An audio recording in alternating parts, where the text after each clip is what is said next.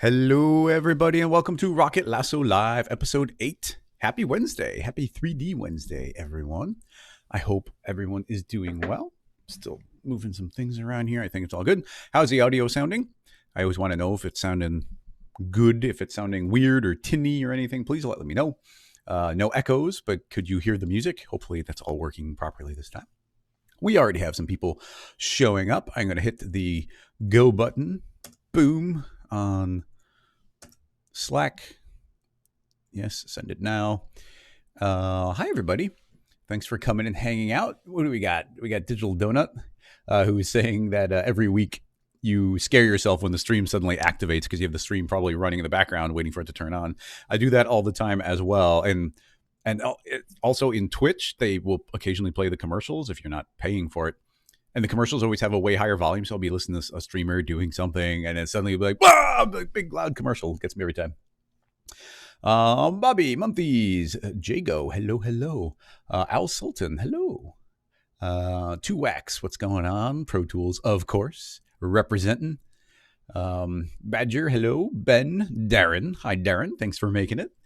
I'm going to scoot this over here so my eye line's a little more aligned.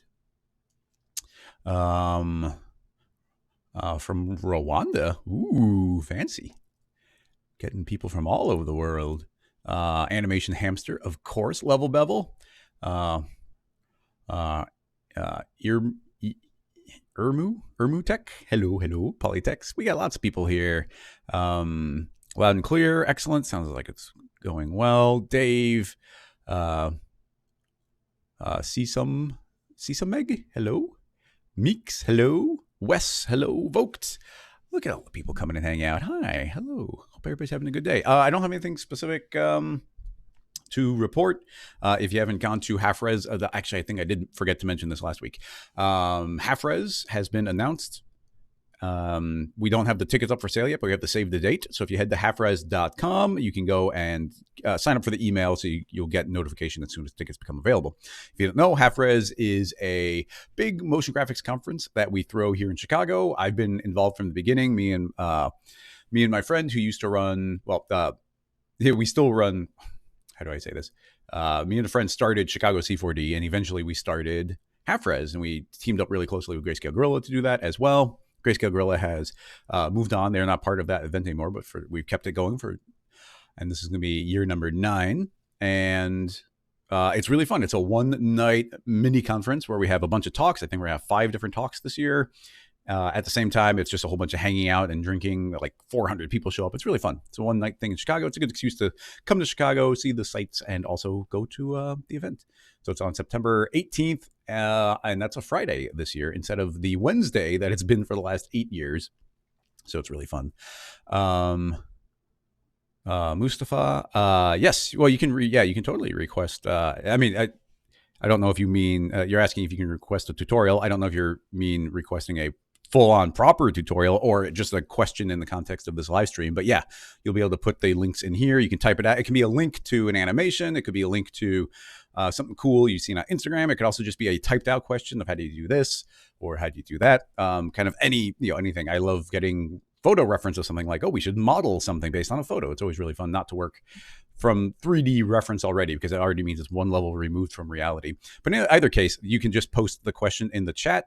I'll just cover the rules for everyone here, which is whatever you post a link in the chat or type a question. I'm pretty good at scanning it, but it's probably a good idea to put like a big like capital question at the beginning because then I know that that's a question for me.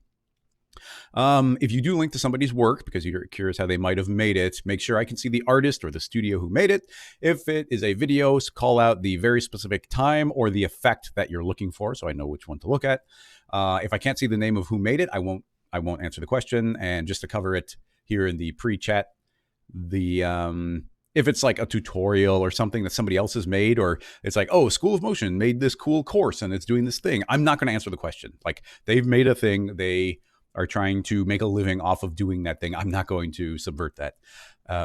So this is just about trying to help everybody and give credit. So I think that should cover all of the detail. for this, let's see. I have all the Patreon set up. I don't usually do big shout outs for the Patreon, but I'll just do a quick one now. I have a Patreon set up pretty much just to support the creation of tutorials and doing these live streams. If you sign up on Patreon, there's a bonus live stream that happens on Thursdays as well, another 2 hours. And usually it's just sitting down and trying to go deeper on something. Anything cool that comes from that will always end up as a tutorial because I want everything to eventually be out there for everyone. So I don't want anything like locked away permanently. It's just kind of getting a little ahead of the game. But in any case, I super appreciate the support. We'll cover that more later. But this one is open for everybody. Just to start throwing in questions and trying to tackle them. So that should cover everything. I'm trying to think of other news. I will be going to NAB. Speaking at NAB, that's fun. I already know what my presentation is going to be about, which is more ahead of the game than usual. I still have to build it out, though. I finished recording, well, not the entire tutorial. Well, I finished recording the end of the cloth tutorial, which was giving me so much trouble. I just had to record the intros and start getting that exported for YouTube. Let's see, what else? If you're just here in the chat, I'll shout it out here, but we do have a Rocket Lasso, I was going to say Patreon again. We have a Rocket Lasso Slack channel. You can go to rocketlassoslack.com and you can just sign in and the conversation continues there. More people are helping each other out. There's contests, there's cool little challenges and weekly drawing things. It's really fun. So go head on over there. And I'm going to go and start the proper intro here. So I'm going to kind of say hello again for anyone who's new. In any case, feel free to start putting in the links just to cover it. I don't click every link. If there's a lot of links, I tend to jump around. So if I don't get to your question, then feel free to post it again. Just don't spam it. If you spam it, I will not answer it. And that should cover it. Paul put the link to the Slack, so feel free to head on over there and hang out. And thanks for coming and hanging out. So I'll do the intro again, and we will begin. Be right back.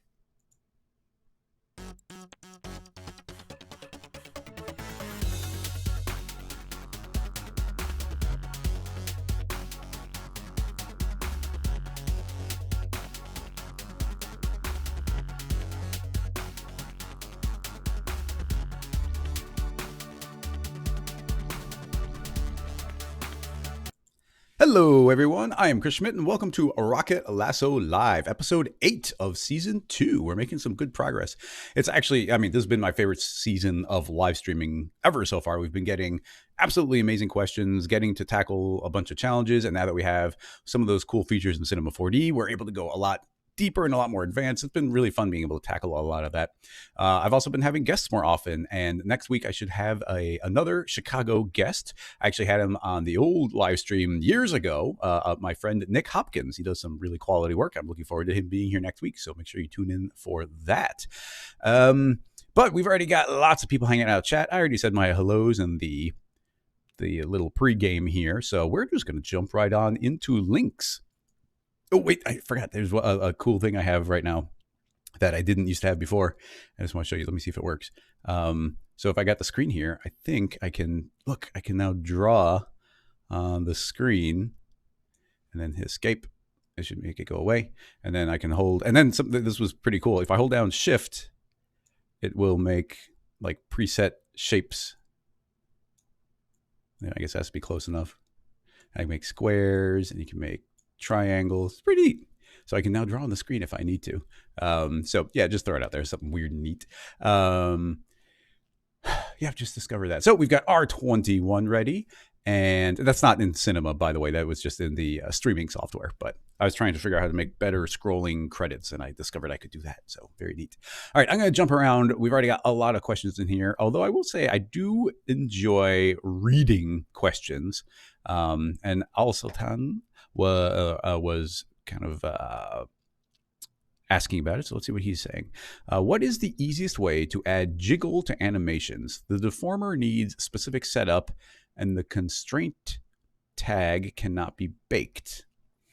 I'm trying to think about what you might mean in context. In the meantime, Sky is asking what's the streaming software. I'm using a paid software, which is called XSplit. It's like OBS, but a little bit fancier, a little bit more like there's a team behind it. And I've been enjoying using it so far.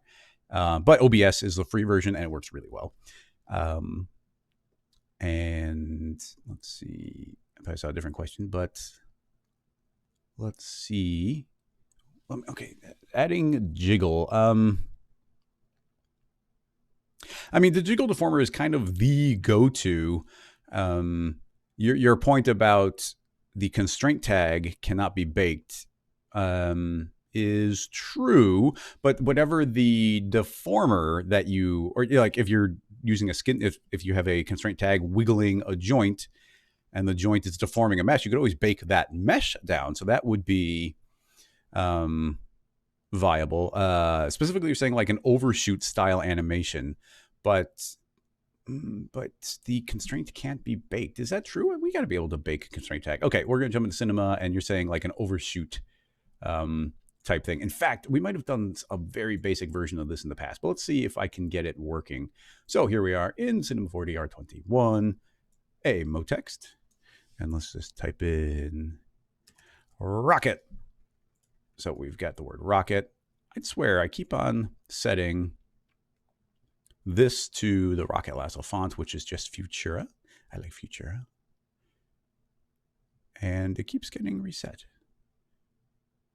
But in any case, there we go. We got the word rocket.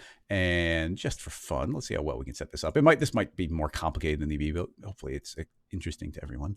If I click fit the parent, it's going to jump and fit this to parent. I want no curvature. And if we increase the strength, you're going to see it's going to tilt. So what I would like to do is see if we can make this jiggle. So the thought is, if I were to keyframe this, let's see, it's going to be pretty quick. So let's go to frame 20. And at frame 20, it should be where it currently is. X is our parameter. So let's click on keyframe X. Now, rewind and pull it off screen and keyframe it there. And I actually want this to hit pretty hard. So I'm going to select both of my keyframes and set these keyframes to linear. So now this should move in pretty quick. So not crazy fast, but pretty quick. All right. So now that is moving in, we need to have some sort of overshoot so that the shear has something to be driven by. So I'm thinking, because it's based off position, we can just create a null. In order to see the null a little more clearly, we can take the null, change the object to something like, let's say a sphere. So we got a little sphere. We can change the orientation so it's laying 5 to the ground. You see a little 3-dimensional sphere. We can even make it bigger just so we have something to see. You don't have to get that fancy, obviously. All right, so you had mentioned the spring tag. Let's see if we can make the spring tag cooperate and if we can bake it. So creating a constraint tag, right click, rigging constraint in R21. They rearranged everything. Turn on spring. And on spring, I want this to follow. Let's just go in the mode text. It doesn't matter what it's following. And currently, it defaults to whatever length it currently is. I'm going to say length of 0. I want it to be right on top of it, no distance. And just from seeing the motion here, you can see it's going to have some wiggle after it comes in. Now, something you'll notice, and I wish there's an easy way of doing this or like an automatic way of doing it, but you're going to see that if I rewind all the way, that it's stuck right here in the beginning position, and it's not over by the rest of the object. I kind of forget what my usual methodology on this is. So let's see if we can just turn on PSR, and I'm going to also set that to be the motext. And let's just keyframe this to be on and off. So you see it forced it to snap. And let's say for the first 3 frames, it has to be there. Now, I'm not sure what the best thing to keyframe will be. I'm going to try keyframing the strength. So I'm going to keyframe that strength. And then, actually, I guess the strength should be at here. So it's a full strength at the beginning. Oh, wait, what I want to do is 2 frames of it being snapped. And then on the 3rd frame, or, at frame 0, so 3rd frame, frame 2, I'm going to keyframe the strength down to 0. And let's see if that works. If I rewind, you see that's over here, snapped onto the text. And let's see if as we move, yeah, there we go. So now it's stuck at the beginning, and then we'll begin to do this overshoot. So, okay, that's working well. We'll be able to tweak the springiness later. Like if we add more drag, you can see it's going to be behind and then slowly settle, but all that drag is stopping there from being any fun overshoot. If we leave this at 0 drag, there's going to be a lot of wiggle back and forth. So we get a lot of control over that directly. Now, this is clearly just wiggling back and forth. So we need to push this further. And actually, I just remembered the offset that we're doing. This is going to turn into a little bit fancier of a rig than I was originally intending, but it's fun stuff. level bevel. That's funny. The class falls silent. As this wiggles back and forth, what we need to do is translate its X position to the power of the strength. But we can't use we can't just use this absolute X position because it's based on the world space, and we don't know if it's traveling negative or positive. We don't know how we should control the strength via that. So let's see if we can get this working. I'm going to create a second null, and the second null, let's put this inside of, I'm going to make another constraint tag, and this one is going to be PSR all the time, and that's going to lock it to motext. Now that that's getting locked to motext, let's see if I can make this a child. Oop, I missed. And let's rename some things. Spring. And this one will just be locked. So that one's locked to the motext, and this one is springy. I see if it's still springy when it's a child. Now, here's a little bit of a problem. You see that it's not moving as a child because the springiness has got to be relative, and because its parent is moving in exactly the same position, it doesn't know what to do there. So we have to make this a little bit fancier still. I can actually move this. We have to worry about order of operations. I want the spring to calculate first. And now we get a little bit weird. I'm going to make a second copy of the spring. And now this one isn't going to be moving, but I'm going to call this spring lock. And now I'm going to copy this PSR tag just to have a PSR. And I'm going to say, what am I locked to? Well, you're locked to the spring. Now, the entire purpose of doing this is, well, now you'll see if I select this one, you see that my child spring is actually wiggling back and forth. The reason that is successfully wiggling back and forth is because this one is just doing whatever it wants in the absolute scene. But now it's translating its information into that one. But this one is a child of this one. Now, the positive to this is you can see if we look at our value here that we actually get a relative number now. We're going to get, it looks like it goes up to like -200 and then oscillates back and forth. So that's actually giving us a number we can work with. So with that in mind, it does seem like there's a little bit of lag on this. I'm not sure why those first few frames are there. I'm not terribly worried about that, but we were being kind of detailed. If I just pause and rewind, if I hit rewind again, oh no, it didn't move. Never mind. It's just after you go past frame 1. Low tech, yes, good idea. I'm going to change the nulls so we can see the way they look. So I'm going to hit play. So we've got our big spring, and we'll make that a circle. In fact, we can really display these clearly by turning it on. And let's make this a nice bright pale blue. And then I'm going to grab our lock, and the lock, let's push this and make it very clear. We'll make it a cube. And that can be larger. So this is where we're going to be locked to. We'll make that nice bright red. It only turns the color once you deselect it. And then we've got our spring lock. And now this is where it's actually supposed to go. What shape should we use there? Let's use a star. So there we go. We got the star shape. And we'll make it nice and pointy. And this one is our final one, so I'll make it a nice green color. There we go. So if we hit play, we can now see that the green one is perfectly matching the blue one. Our spring lock is locked to the spring perfectly, and we've got the red one, which is being locked to the rocket. Now we could have probably just made these children of the motext, but I kind of like the rig being separate. Okay, so now we've got a relative number being output from here. Potentially, there's always a dozen ways of doing every. So potentially we could have done the math inside of Espresso directly. Now we've made it a little bit more explicit in the viewport. So I'm not, I don't know that one is better than the other, but we can see this one very clearly. So we are going to use a little bit of Espresso, but it's going to be the simplest Espresso possible. We want to control the strength. So I'm going to grab spring lock, coordinate X. Let's right click and say Espresso set driver. And we can go into the shear and say strength, right click, Espresso set driven. And as soon as we do that, it's going to create, it's going to tilt, and it's going to create an Espresso tag. If I double click on that, it's going to pop this open, and you see it's already done all the Espresso for you. It's taken the position of X, fed it through a range mapper, and outputs it to strength. Now, the range mapper is hands down the best node in all of Espresso. What it enables you to do, and it's very simple looking too.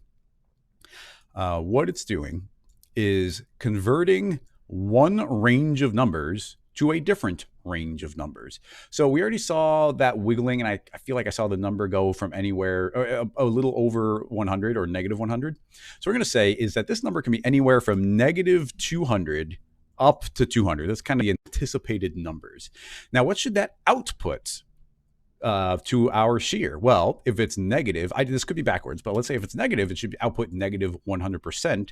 And if it's 200%, it should output 100% in the positive. So we'll go back into this if we need to. Let's see if it is correct and if it's backwards. So if I play, yeah, there we go. I guess we happen to get the correct direction.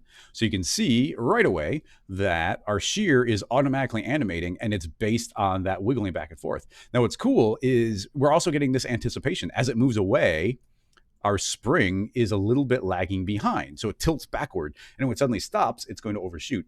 Now, the slightly sad part with springiness is as it wiggles here, you see it kind of does a backwards and then wiggle in the middle, so it kind of gets ahead of itself because it's catching up. So this is where you go back into your spring and you play with the properties here, like how stiff is it and how much drag is there. If we add a little more drag, it becomes more likely that it won't tilt forward, it won't catch up too much. And actually, that's a lot better already. Let's try 15%. Yeah, there we go. That looks nice. Now you see it's not catching up too bad. And we get a little bit of overshoot. Now we get a lot of power here. If we lower the stiffness, it's going to fall way behind. It's still going to settle pretty quick, but it's going to fall way behind. So stiffness has a big effect on this. And if we put, like I said, if we have a really heavy drag, it's going to drag behind and then just settle into its final position. So it's a little bit of a push and pull between these settings. With a very low drag, we should get a lot of wiggle. So yeah, however you want to combine those. I think this is a pretty good setup here. So now we have built in some sort of jiggliness via a constraint tag. And now this is specifically using shear, but these same types of techniques could be used to make like an IK system wiggle or a tail on a character wiggle. So now the question kind of came into, can we bake it? Now, there's a couple different things. The main thing, well, if we wanted to, the main thing we could keyframe would be this shear parameter. That's really all we need to have keyframed, but you can see that, well, there's no easy way to just right click and say like bake or keyframe all. Now, one silly thing you do is go like one frame forward, keyframe, one frame forward, keyframe, one frame forward, keyframe. We don't want to do that. That'll take forever. Let's save this before I mess something up. Scene files. If you're not familiar, if you support on Patreon, you get access to all these scene files. I usually post on Friday. Baking, jiggles and wiggles. All right. All right, cool. So how can we bake this? Now, I'm trying to remember what the methodology on this is. It's a little bit weird, but I wonder if we can turn on cappuccino, which is a really old, weird system. Under character, we have something called, did they move it? It's entirely possible they've moved it. Commands. Looks like they moved it in R21. Where would they have moved it? I mean, we hit Shift C and just type it in. Cappuccino.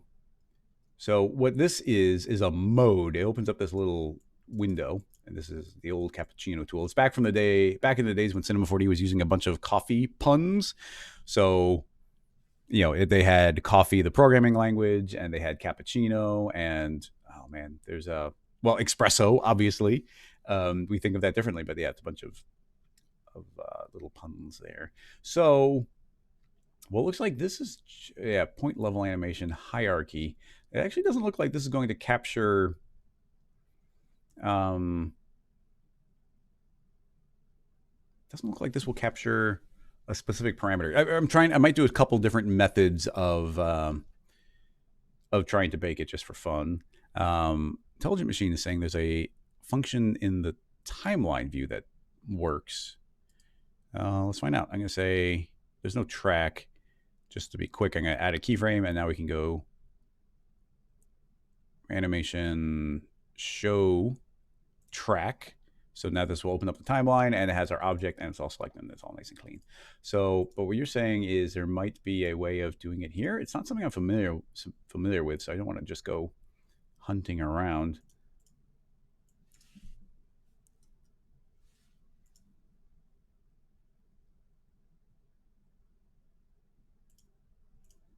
Function, key reducer, clean tracks, insert frame, simplify, bake object. Well, there is a bake object, but there's no undo until I get my keyframe back. Maybe it needs that. It might need a track, or maybe I have to have the shear selected. Oh, there. Okay, let me delete that. I want learn new information. If we click the shear, then yes, I can say bake object. So is that what we want to do? If I click bake object, there we go. Bake. Yeah, this is going to bake like everything. So we can bake animated parameters. So that seems to be what we want to do. Now, animated parameters is probably referring to something very specific. Let's see. I don't want rotation. I want position. This all seems fine. I'm going to say okay, and let's see what it does. Did it? Oh, yeah, it didn't. Okay, I thought we'd have to go fancier, but it knew that this one was being driven, and it keyframed that one specifically. So that's pretty cool. And now, there we go. That should be, oh, I even created a baked copy. That's interesting. So this is actually baked. It made a copy automatically. I've never used that function before. Thanks, Level. And there we go. This is a baked version of a keyframed parameter. So that's pretty neat. I mean, I do wish you could just right click and say like animation keyframe all, but that's not a thing. It would be great if it was. But there you go. That is now baked. Now, having said that, there's a lot of different ways of baking depending on what you're doing. I mean, and baking is a relative thing. So, now in our 20 and 21, it's trivial to right click on this and say bake as a limbic. And now you see that was almost instantaneous. I can turn off all the text here. You can see that it's recreated some of the hierarchy. It's got maybe a little off the board because it's a mode text object, but you can see this is now baked down entirely, and we have the ability even to manipulate the speed. So I can grab this and say, I want it to be 500% the speed. Now it's going to come in very quickly. Although I have to say, it seems like the deformation is behaving a little weird there. It moves and the shear comes later. That's weird. Having said that, I mean, if when in doubt and when you have that kind of weirdness, what I tend to do is just create a connect object. So I'm going to fast forward to the end. So that's where the null's at 0, and then put that into a connect object, turn off weld. We don't need to be welding, and we will rewind all the way. It's weird, the shear. Oh, the shear's baked. I don't know if that has any effect. We don't want that one baked anymore, though. I'm just going to let Espresso do it. With the connect, if I click and say bake as a limbic there, then boom, it just gives us this final animation, hopefully. Yeah, there we go. So that's a little more straightforward. So with Alembic baking things out very quickly, if I can go 500% the speed, and you see, boom, that's just snapping in really quick. So additional methods of doing it. I wonder now, this is all kind of under the premise of the jiggle was being a little bit of a pain or not cooperating sometimes. I wonder if what happens if we add wiggle or a jiggle deformer on top of this connect. So if we create a jiggle deformer, can I just put that in the Alembic file, and what do we get by default? Well, definitely something. Yeah, a bunch of wiggling on the individual pieces even. Local unstopped. There's a lot of, we can say unstopped, and then stiffness, structure. We do different weight maps. Is it even doing anything unstopped? Seemingly not. It is baked. Whoa! Okay. Probably a little powerful there. Yeah, obviously not a great application of jiggle. But we got the little rocket part wiggling, and there's 2 different ways of baking it there. There's even, I just want to throw this out there because I built Signal, and another way I've been able to bake things out. Let me see, I haven't done this in a while. If I right click, and this is a plugin from Grayscale Gorilla, I built this tool Signal. If you put Signal on, I say I want it to control the strength parameter, and I'm just going to zero it all out, so it's not doing anything. So it's 0, 0, 0. If you turn off ignore original keyframes, then now it's acknowledging keyframes or it being driven somehow. So you see the exact same animation is happening. But if I were to go to keyframe and say convert to keyframes, then now that has been keyframed. And let's see, if I play, yeah, it's now working. And you'll see that even without the espresso and without signal, that has now baked that parameter in. So that was my direct, you can directly keyframe with signal. So there's a third way.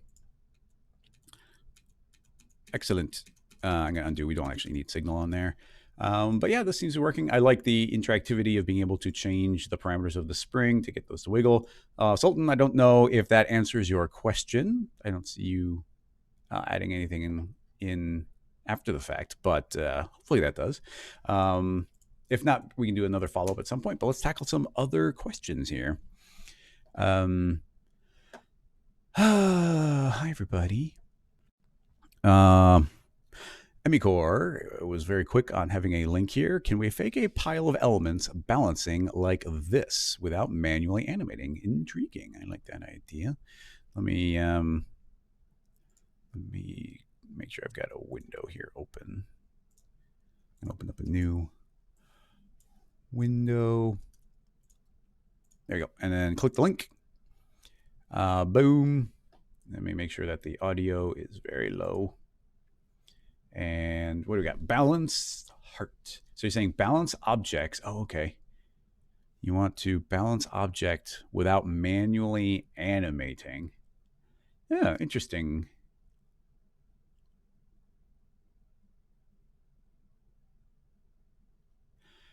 I don't see why not. Well, the balance, I mean, there's a couple different things. There's like very basic. Well, first of all, who made this? Rutger Palusi, the second version of the heart. So very clean, very MoGraph. So I can immediately think of several different avenues we could pursue. I kind of like the idea of doing it with dynamics, doing it dynamically. But I don't know if it's a good idea or not. We'll find out. I'll make a cube, make it pretty skinny, and it's currently 200 tall. That's going to be our base object. And let's make it a collider body. So simulation collider body. So that just means it's dynamic, but it doesn't go anywhere unless we tell it to. Now we'll copy and paste, and it's 100 tall, so a little not as tall, and move it up 100 units, possibly 200, possibly 150. Yeah, 150. So 150 units is going to split the difference. So this is perfectly visually balanced on it. I would like to distinguish between the objects. I will create a few different colors.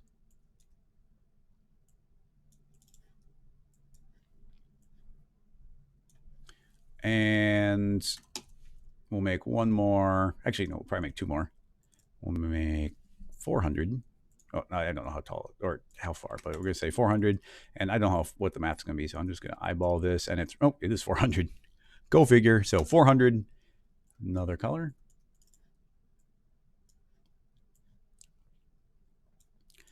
And one last one. We'll even do the same size again.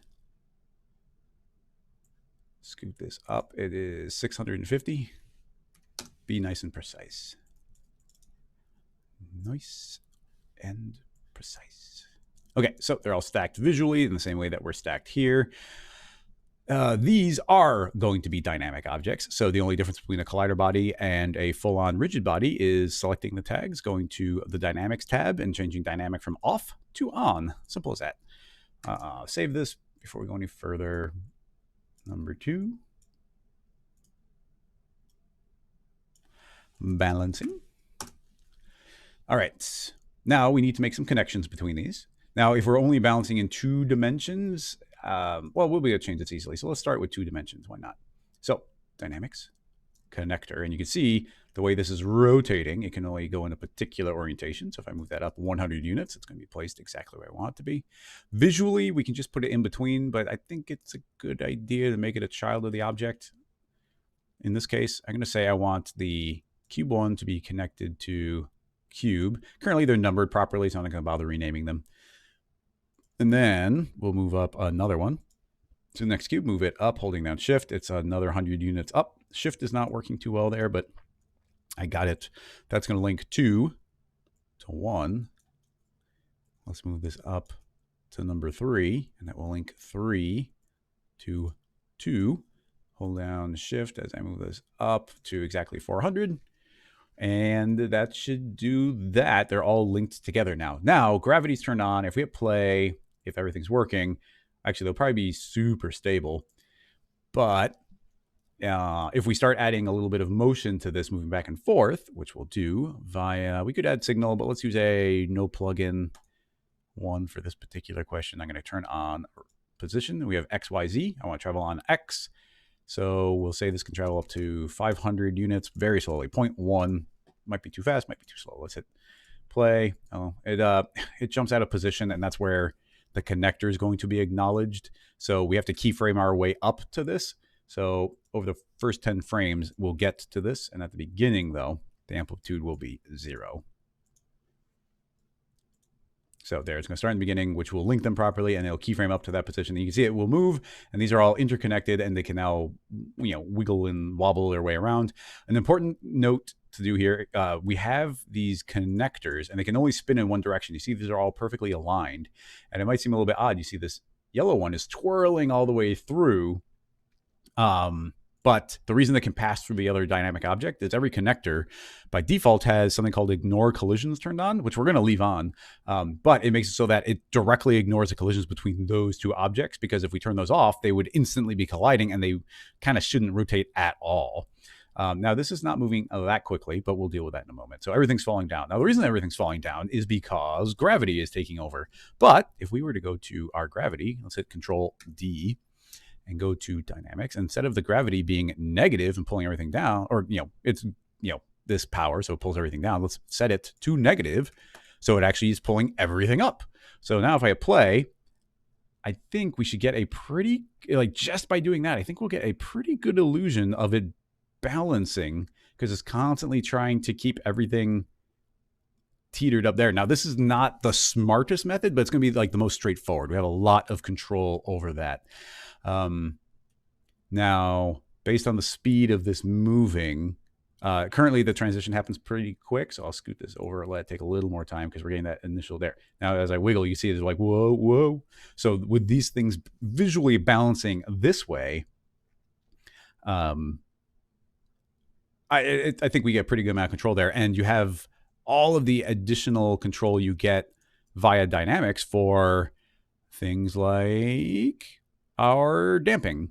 We could heavily drain, let's say 90% out of the position and rotation. And now you can see everything's going to try and stay a little more stable. Give us a few more frames. And I'm going to speed up this. Let's go twice as fast. Let's get a little bit of speed in there. I said a little bit of speed. Thank you very much. There we go. So now it's going to wiggle, wiggle, wiggle. And I mean, it's going to be kind of flapping in the air. But to start making this look balanced, you could start adding, we're putting a lot of drag on there. But if you could increase your gravity more, so I could say negative 5,000. So now there's a very heavy upward force, and that's going to make everything stay more aligned. So with that in mind, I wanted to build it up as this very simplistic rig with just these rectangles, but you can now make these into whatever shape you want. So let's make a figure to be the bottom one, and he should be the proper height, actually. So we'll just, I'm just going to eyeball this, but we'll, he's for some reason 180, which is probably like a average height of a human. But I'm going to go to a nice even 200 and put as a child of this one, of the bottom, our base.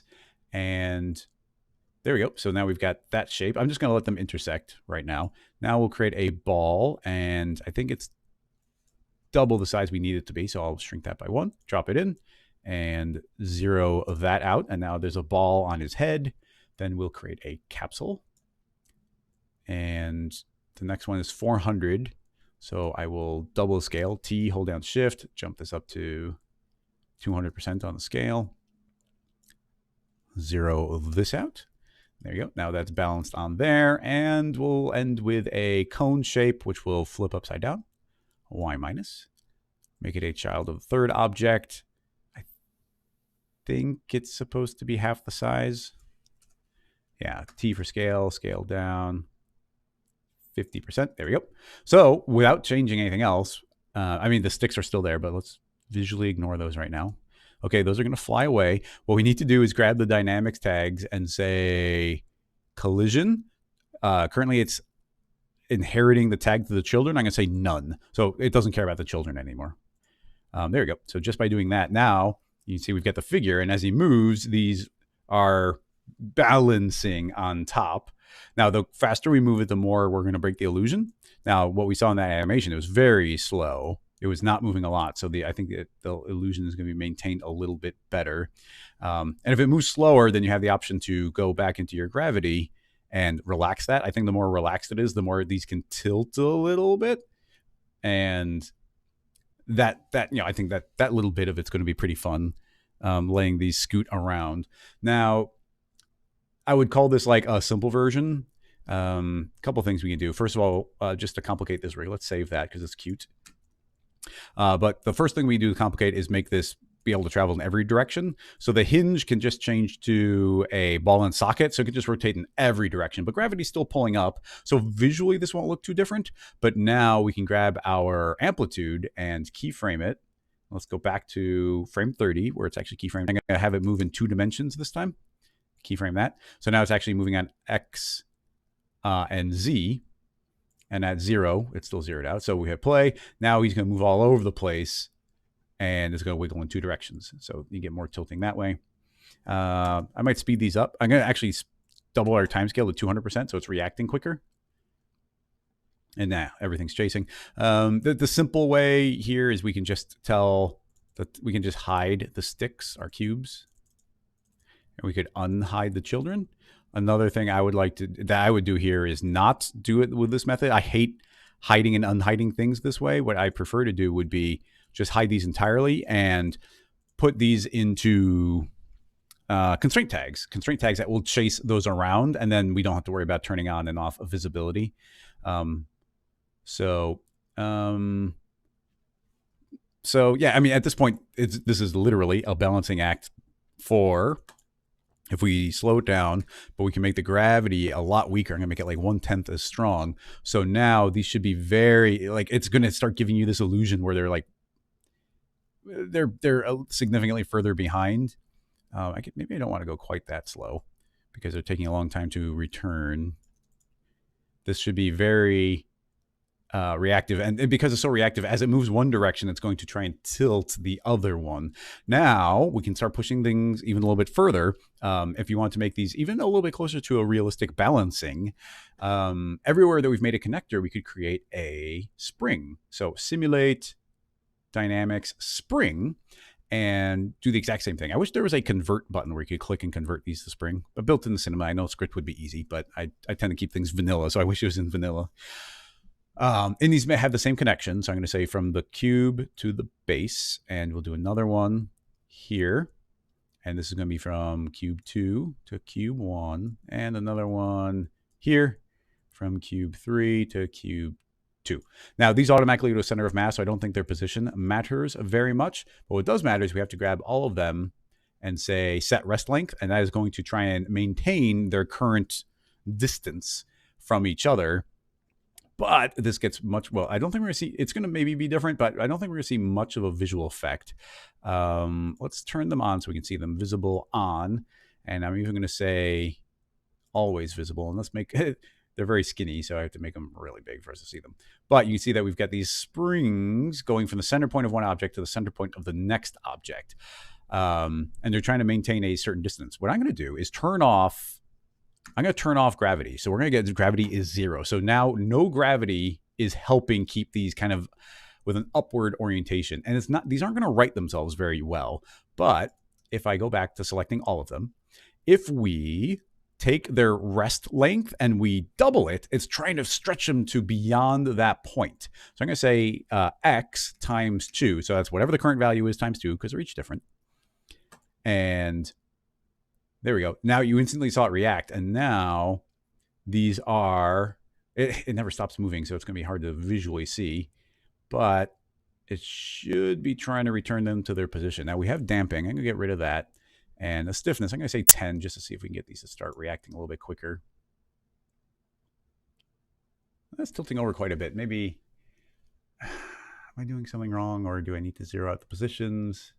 Because all the center points are down here. I wouldn't think that would have much to do with anything. Yeah, if I zero out their positions, I'm not visually seeing any additional reaction. Now, there's no gravity upward, so these are just falling. But if these springs weren't on at all, I think we'd actually be seeing more reaction. Yeah, these are just going to be drooping and doing whatever they want, so they're not balancing. But the springs are not working the way I wanted them to. They're having an effect, but they're not. It's not exactly what I wanted. Now, with them not working exactly the way I want, let's see if we can do a simplified method. If I were to put a spring in the very bottom one, and I want to spring now between just the very top and the very bottom. So now there's a spring between those two. I'm going to set rest length. We have to do that at 0. So set rest length here. So now it's trying to maintain a distance between that shape and that shape. Now we do probably want to elongate it, but we should hopefully see it trying to return to that position at least a little bit.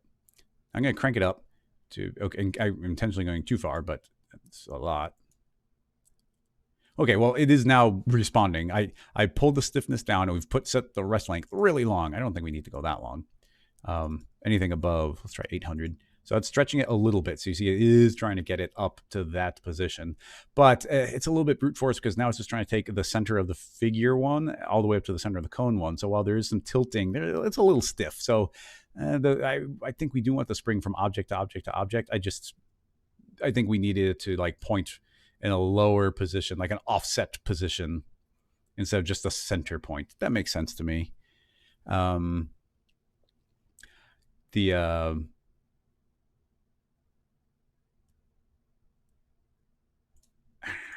hit undo a few times, and let's get the springs back. Let's see if I can get that concept working. So we've got this spring, and it didn't take on the color. But you see it's actually just going from the center of the figure to the top, the center to the center.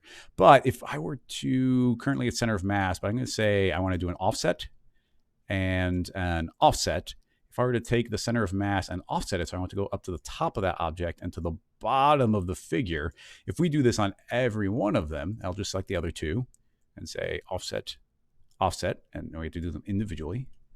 On this one, this is going to be more of the top of the pill shape and the bottom of the sphere. And then this one will be the top of the spring and the bottom of the capsule. I don't know if this will work, but let's see. I'd like it to. Hit play. We have to probably fix a couple settings here. The stiffness is back to 10. I'm going to set the rest length again and then say x times 1.5. So it'll be half again, attempting to be their length. And let's see what we get.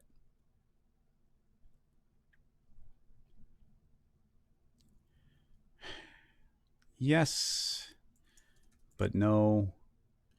I mean, well, you see we have no gravity, but it is trying to straighten out. So it is straightening out, but it just doesn't have that wiggly overshoot I was hoping for.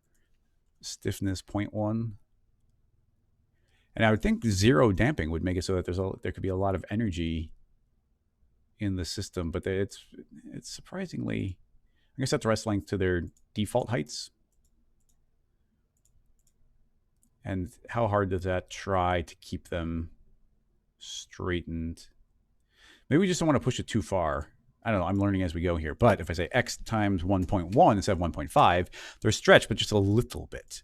So let's see if this is going to do a better job of trying to return them to their position with no gravity. And this big one just isn't really doing a good job of rebalancing. So as much as I like the springs, conceptually, I feel like I'm missing something here. I'm not sure what it is. So I will turn them off. I guess I'll delete them. I said delete. And then go back to the negative gravity, which, the simple method is actually working quite nicely. And even negative 100, they have some time to try and return. And then these are losing a lot of energy, aren't they? So if we want to get the over, I'd really like to get like a cartoony, like whoa. So with that in mind, I think we want no damping. So now they don't lose energy, and now they're going to try and balance. But now we need, I don't know, it's a push and pull. So I'm going to add more gravity, reset because there's a little bit. So yeah, now now everything's just a little bit quicker. There's no energy drain, so there's a lot more balancing one way or the other. Now there's like a dozen different ways we could essentially build this rig. This could be a dynamic spline with these distances. This could be a joint chain with these same distances. It's the same idea. Like, they're not really balancing. They're all just dynamically connected. And as it moves, they're trying to go into position. There's probably, I'm not going to pursue it because it would just take a lot of time, and I don't think we get a lot of output from it. But what I would love would be, if we move one object one direction, Espresso could be like, oh, I'm calculating what the previous rotation used to be, so counter tilt the other way, and then you could start building in a little bit of intelligence where it wants to like move its, even in a fake way, but it wants to move its center of mass the other direction. So if it tilts one way, it's attempting to balance itself out. And I'm not sure, but in this one, how much was this? Yeah, I think that this one might be sort of what we just did, because you can see that this shape here isn't like rolling to a new position on the sphere. It seems like the pivot point of that capsule shape, this cone shape, is going to be in the same spot all the time. So it's just pivoting from one set spot. It's not, I almost want to say buoyant. It's not locked into that position. Now I don't want to push it. I mean, it's like, I think for a simple version, this is fun. And like I said, there's a dozen different ways we could do this same thing. And I mean, even here, I do think we want a little bit of energy drain. These are a little goes along, or a lot. You need a lot for it to visually see it, but just adding 50% here. I'll go 15. This is just going to take the edge off. We're not going to go super crazy. And then on top of that, you can do additional things, which actually could be kind of fun here, would be adding drag and lift. Let's say I'm going to try adding 100% drag and just doing that. And this should make it so that these are very much going to be falling behind you see that all of the wiggling, or not the wiggle, but all of the jiggle back and forth is gone, because now the drag is actually what's making it tilt one way or the other. And it's like air resistance. So there's a lot of different settings here that could all be combined and might work. Now, having said all of that, there's one tiny thing I think would be kind of fun to tinker with. So I will save this as another version. I'm not sure if anything changed. But if my thought is, I'm going to delete the figure, and we've got our cube. How well would this work? I'll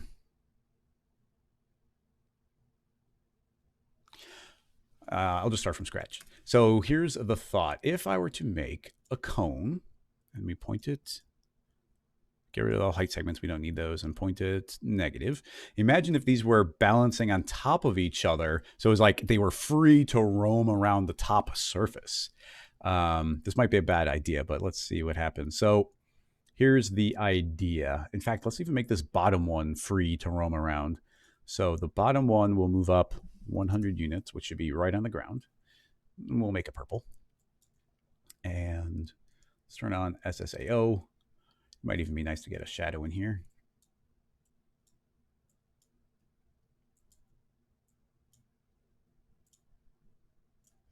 Shadow,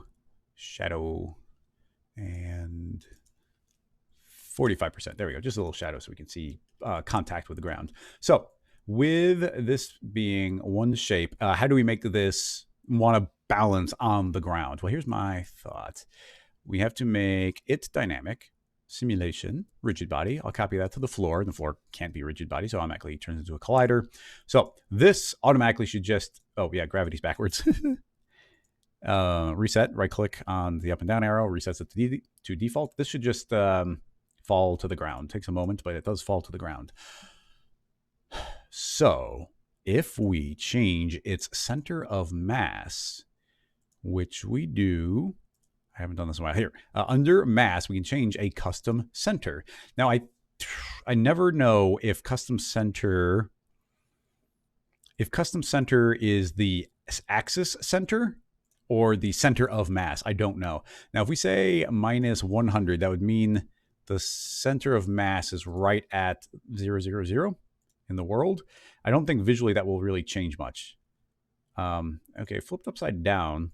Oh, I guess center would have to be negative 100. There we go, negative 100. I went up, so it actually flipped upside down. That made sense. I'm glad it did. So now the center of mass is down here, and actually you see it's not tilting over. It's not falling. Now that means it's tilted right here, but I think if we added a little bit of wind of some sort, so I just want wind in every direction. Simple way of doing that is just going to be forces turbulence, and give it some scale. It's animated 55. So, oh, and we also have to make sure this never falls asleep. So let's go to dynamics, say 0, 0 on deactivation. And now it's always dynamic. And now, actually, I guess a little bit surprisingly, it's the center of mass being at negative 100, I thought would just put it at the ground, but it feels like it's below the ground. You see, it doesn't feel like it's not trying to fall over. It's staying vertical. You see, it's moving a little bit, not a lot, but it's moving a little bit, quite a bit sometimes. Okay, well, let's just start pushing this further and see if we can get a better explanation in the ones that are further up. So let's create a second one. And I'm going to stack them in order here, so it's the same order on the second one. It's just visually easier for me. So now, yeah, now the weight is on this one. It's going to attempt to fall over, though it's too heavy and it's knocking that one down. But actually, I'm going to let that do it. And will this one right itself? No, you see, this one's center of mass is at 0, but that means it's not trying to right itself. Now, if we actually make these a little bit even below 0, which would mean anything less than this, so I'm going to say negative 150, I think that this green one should make the purple one fall over, but then it's going to try and right itself. Yep. See how they're like kind of like spinning tops? So there we go. Now they're essentially their center of balance is down here. So if you imagine it's just floating in space, it's going to try and right itself. It's trying to go back up to the top. So that's actually working really well. Now, okay, I mean, it's kind of fun that we have these little tops that are trying to stay upright. Whoa, whoa. And we have a lot of power over that. If we say the more we make these negative, the more that's their pivot point below, and the more they're going to attempt to stay upright. We have to keep in mind our turbulence here is decently strong. Weebles wobble, but they don't fall down. So already that's kind of fun. This definitely has a little bit more of a balancing vibe to it. So now the next step I would like to do, I don't know if it'll work, but let's try balancing C. This is a fun, weird question. I like doing it.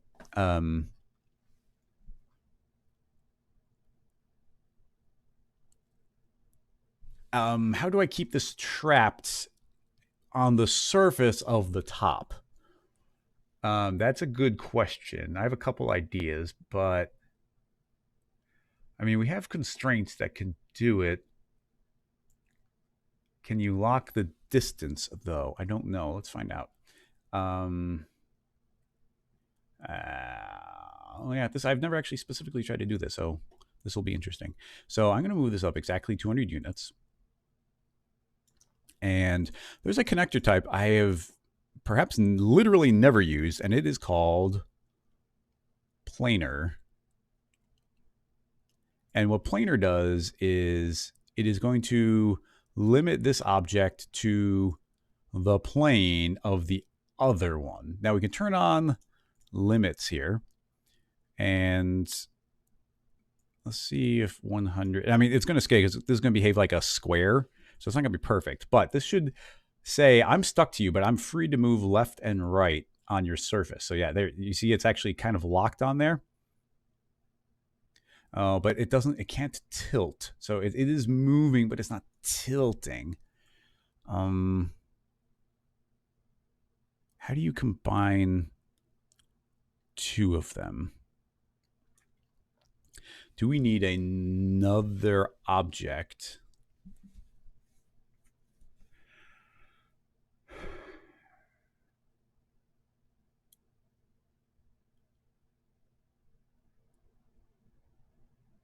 Because this is gonna get weird, but why not? We're having fun here. I'm gonna make a sphere. We'll temporarily make it yellow and give it a relatively small radius. So we got this yellow sphere. It is also going to move 200 units up in the air. Here's the thought. I'm going to tell this sphere that it is dynamic. In fact, I don't want that dynamic tag. I'm going to make a new one because I don't want to bring over all that weight. So it is now a rigid body, and just for fun, I'm going to give a custom density of 0. It doesn't have any weight. It doesn't influence the simulation in that way. So, yeah, Zach, that's what I'm thinking. Zach is saying do a ragdoll connector connected to a planar, but you cannot connect a. Actually, I don't even know that for a fact. So let's try it. I was going to say you cannot connect the connector to a connector, which is what I was trying to do. I don't know for a fact that that's true. So I'm 99% sure it is true, but let's find out. So we can create a second connector, and this time I'm going to change it to be a ball and socket so we can rotate in any direction. And I'm going to say, okay, you are connecting from the top cone to the connector. Does that work?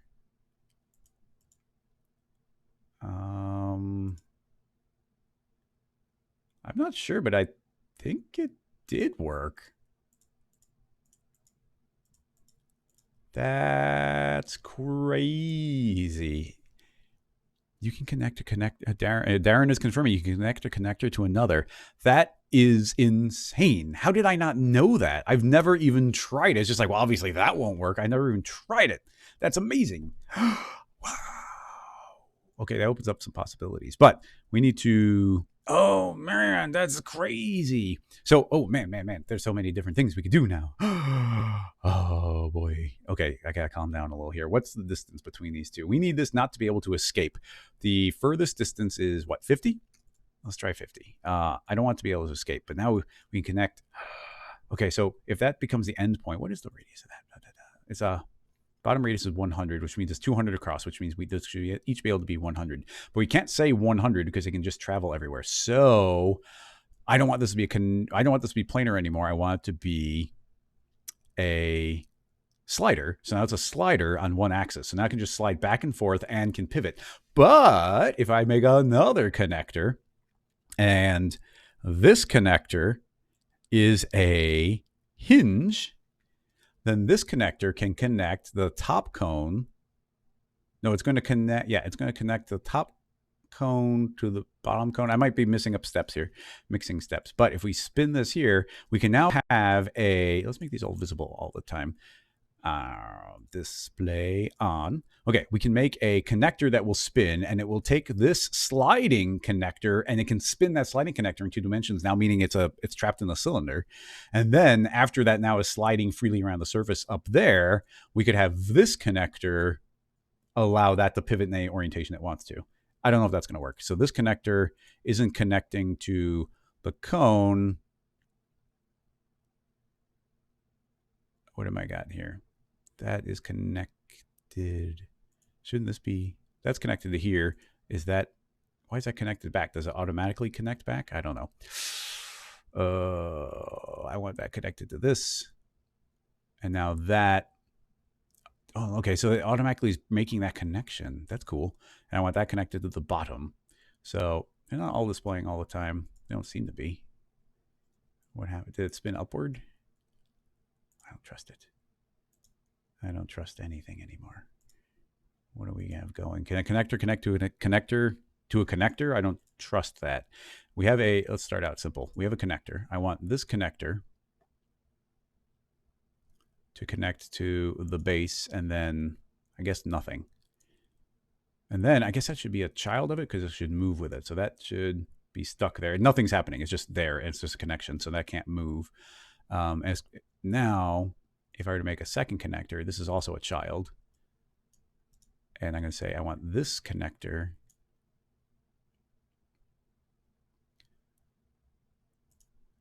to connect there. And then that connects to this connector. I don't even know if that makes sense, but let's turn that on. And this connector goes from that to that. And this can finally connect back to the cone. But it's already turned red. I don't trust that. Okay, it's moving, but then one of them isn't. I don't like this third connection. I don't trust it. I don't trust it at all. See, that doesn't turn red. But why is the sliding not working? Let's keep that connector out of it for a little bit, and let's just directly connect this to the cone. So that makes this reappear.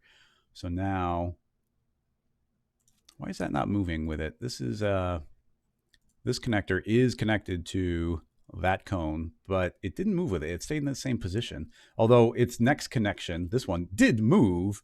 And is it stuck there? I mean, the way this is spinning, I don't know, it doesn't seem wrong.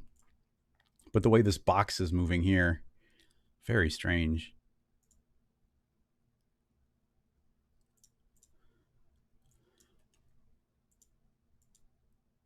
I don't like that offsetting.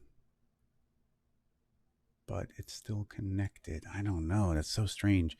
Because then if we introduce our third one, this one I almost feel like we should put in the second. And it's in the correct spot. And now it does connect cone 1, so the green one, to that connector.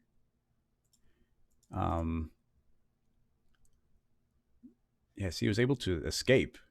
This one is still saying it's pivoting from up there, but that one fell off.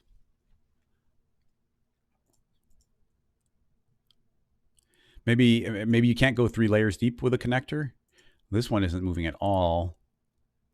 That one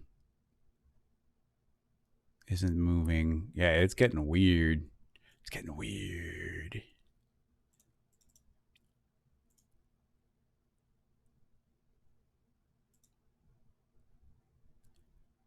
Oh, man. What do we even do here? The one, we had the very basic one. Okay, here's the thing. I need to do a deep exploration of this. So maybe this is what we'll do tomorrow in the bonus stream, because it's a whole aspect I haven't ever considered before. And keeping 2 connectors interlocked to each other is kind of crazy if that does work. Let's see if we can get the very simplified version of it going. So I'm going to 0 this one back out, move it up 100 units. It's there. If we put this back to being 2-dimensional on plane and just make it small enough so it can't quite escape. So I don't know, maybe about 33 units. So it's going to be trapped. It can't get to the edges. And then this connector is connected there. Is this going to now be stuck to it? Yes, but in a very strange way. I thought, I'm going to pull this out. I thought that connector should be connected here. Okay, that does stay stuck when it's out of the hierarchy. So maybe that's a variable we need to keep in mind. It's very strange too. Is that I don't use, like I said, I've never used the planer. I just know of it. I never had a use for it. See how there's a box being left behind and it doesn't seem to be able to escape. But the fact that this entire X moves away, that throws me off. Also, if we make it a child, I guess it does work as a child. But okay, so now it is connected to the surface and it can move around a little bit and it's free to try and stay balanced on its own. So that's what we're going for. Now, assuming that this very basic version of the rig works, I would like these to be children of each other. Yeah, that continues to work. I just, we don't want to ignore collisions. Collisions are fine. So There we go. So these are stock, but can freely slide around the top. Excellent. I'm going to lower the rotation segments here, try them down to 8 so we can very clearly see if they're spinning. I might up them again at the end. I just want to see if they do end up spinning. So here's a thought. We need to make this one a lot lighter. Right now it's so heavy, it's knocking this one down. I don't know if it's going to be a fact across the board, but we might just need to make each subsequent one lighter than the one before. So I'm going to say custom density, and let's say, I don't know, half the weight. So now if that's, okay, still too heavy. Let's do 1/10 of the weight. Although it did sort of pick itself up there. I'm going to go back to 0.5. Just let's give it a little time to do something. So it's going to fall over. And it's trying to get back up, but not quite. So let's try 25% of the weight. All right. So it's got 25% of the weight. I want to not see the connectors. I'm going to not make them visible all the time. So that's they're going to look crazy. That's fine.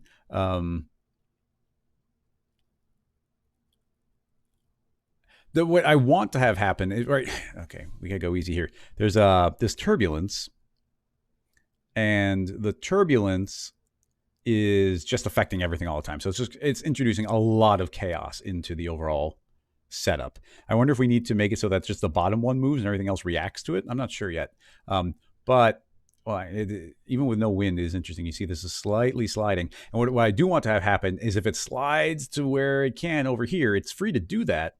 But this is going to react, which it is. You can see it's tilting over a little bit, but it's not heavy enough to make it fall over all the way. So, I mean, that's the idea. Let's add a third layer on here. So we'll make a third. We'll add another 200. Make it pink. We need to make a connector up to this one on positive 100. So it's correctly there. It needs to link to cone 1. This connector needs to connect to that new connector. There we go. So it should be the exact same rig up one layer. And let's continue with it can only be 25% of the weight. So I'm going to say times 0.25, and that's going to drop this to 0.62. So that's a quarter of the weight of that one, which is a quarter weight of that one. Hopefully that doesn't have too much of an effect downstream. And without changing, I'm not even going to introduce any wind or anything. Let's just see what it does by itself.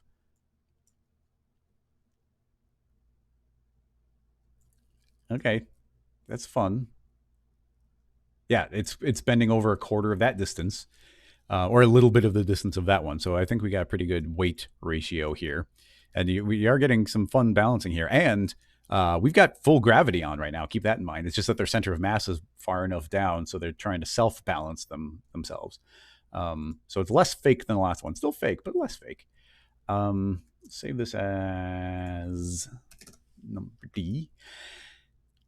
Okay, so how would we introduce these actually moving around? I think we just have to make the bottom one start moving. Now, before we went to this connection method, I was going to make... I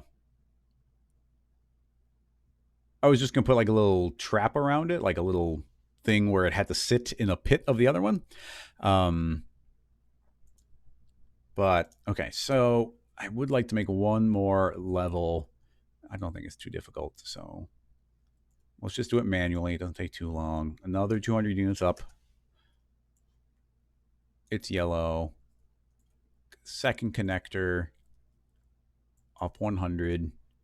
It is connected to what it's a child of. This connector is connected to that connector. There we go. Now we got a fourth layer here. Oh, and we need to change its weight times 0.25. And there we go. Nice and small there. Okay, so it's another one with less weight. But now the goal is to start applying forces just to the bottom one. So here's a thought. I'm going to turn the turbulence back on because it's a fine way of getting it. Except I'm going to grab the dynamics tags of the other ones. Under forces, I'm going to say only include things. So it's an empty include, so nothing's being included. So now this bottom cone will be affected by turbulence, but nothing else will be. So everything else is just reacting. Not too bad. This definitely has more of a feeling of balance. They're able to move around and try and maintain a position. Um, that's pretty good. Now there's a lot of wiggle up on top, but they definitely feel like they're trying to balance more than the other one was. So I like it. Now, okay, let's think. Okay, the turbulence is pretty strong. I'm going to weaken the turbulence, and then I'm going to put a very low friction on the floor. So friction, let's just say 5. This should be a lot more free to slide around now, which it is. Excellent. And then there's a lot of wiggle up on the top, but I want to maybe universally change these. If we grab everything, we can start. What setting do we want to do? We could do drag. A little drag goes a long way. Instantly, you say as soon as I put on 5 on drag, that almost died. Let's try 1. I don't mind a little bit of wiggle. Yeah, drag is a very powerful parameter. 1%, you see this is not like wobbling all over the place. 0.5? Yeah, 0.5 went a long way. So there's drag. We can do drag. We can also do angular or linear damping. I'm going to say 90% angular damping. So it's draining a lot of energy out as it's trying to tilt. Okay, 90% is a lot. Let's do 50. I guess this is more, yeah, even draining that much energy, you can see we get a lot of wiggle. But yeah, I kind of like the drag one better. Let's go back to 0.5 on drag. Whoa.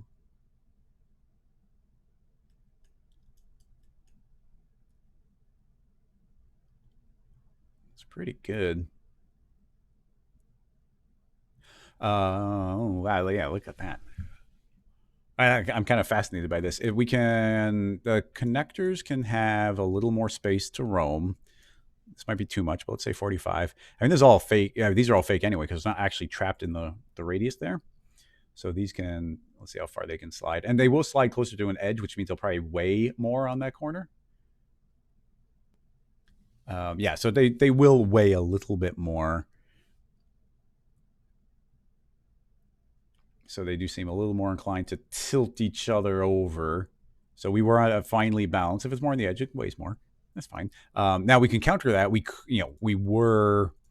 counter that by making them each weigh less, but a universal way of doing it would be to take their center, their offset, and just go a little bit more negative.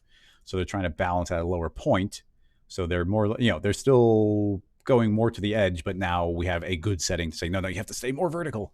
They're clearly twisting around very freely. We can decrease some friction. I want to be careful. Oh, I mean, it'll just slide around more on the ground, but we don't want any bounce. But let's, oops, I don't know, I clicked. I don't want any bounce, but let's go easier on the friction. Say 25%, so they should be able to slide around. I don't see that's super snap to the corner very quickly.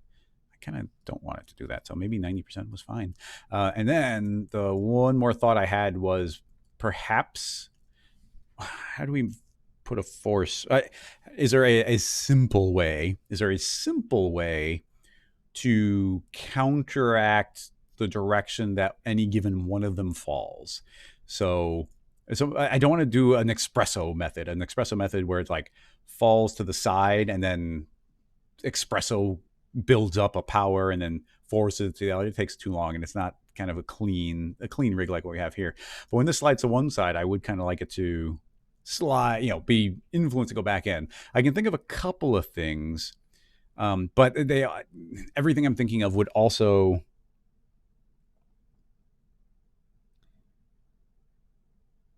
make it instantly balance out constantly. And I don't want to instantly balance it out. That's boring.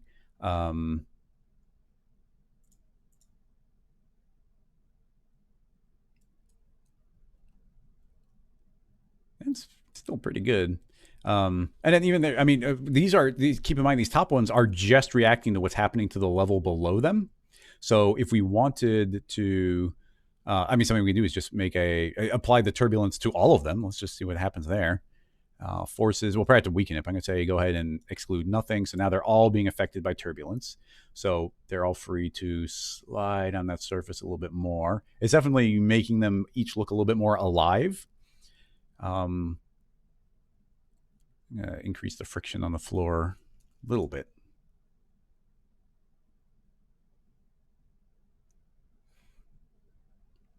Oh, I lowered it. Whoops. A couple things to keep in mind. We have the turbulence and the turbulence scale. Currently, it's about 400. So a bit of cloud is about the size of one of these. So each of them is kind of being blown around independently. If we made this a lot larger, they're going to start being affected a little bit more uniformly. So it's going to, like, a wind will blow all of them to one side, and then they'll blow them all to another side. Let's see if that adds anything. I mean, what that could add is like a little bit of uniformity to them. And where I always get inclined, this top one doesn't seem to move very much from the center. Is that just a trick of the eye? Yes, it is. No, it is moving. It's just I guess by the nature of it, not moving that much. This gives a little bit of a uniformity, and actually almost every time I use turbulence, I'll use two turbulences.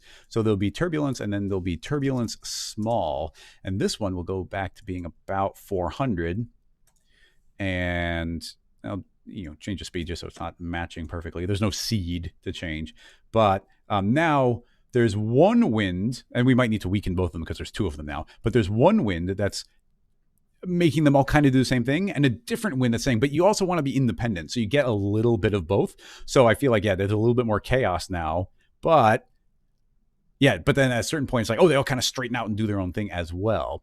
Now, a couple things to keep in mind. These are all being, they're forced to be connected. So gravity's not keeping them on each other, but, they're not, what was I going to say? They're forced to stay connected.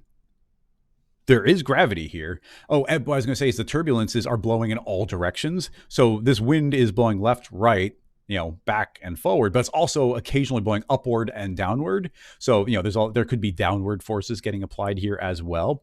It'd probably be a little bit better if they each independently had their own thing going on. I mean, this is a fine rig. I'm quite happy with this. We could probably keep stacking up more of these, but they're each trying to stay alive and do their own thing. They are fully dynamic, so that is a positive. We'll be able to just copy and paste that entire rig multiple times, which we will do in just a little bit. But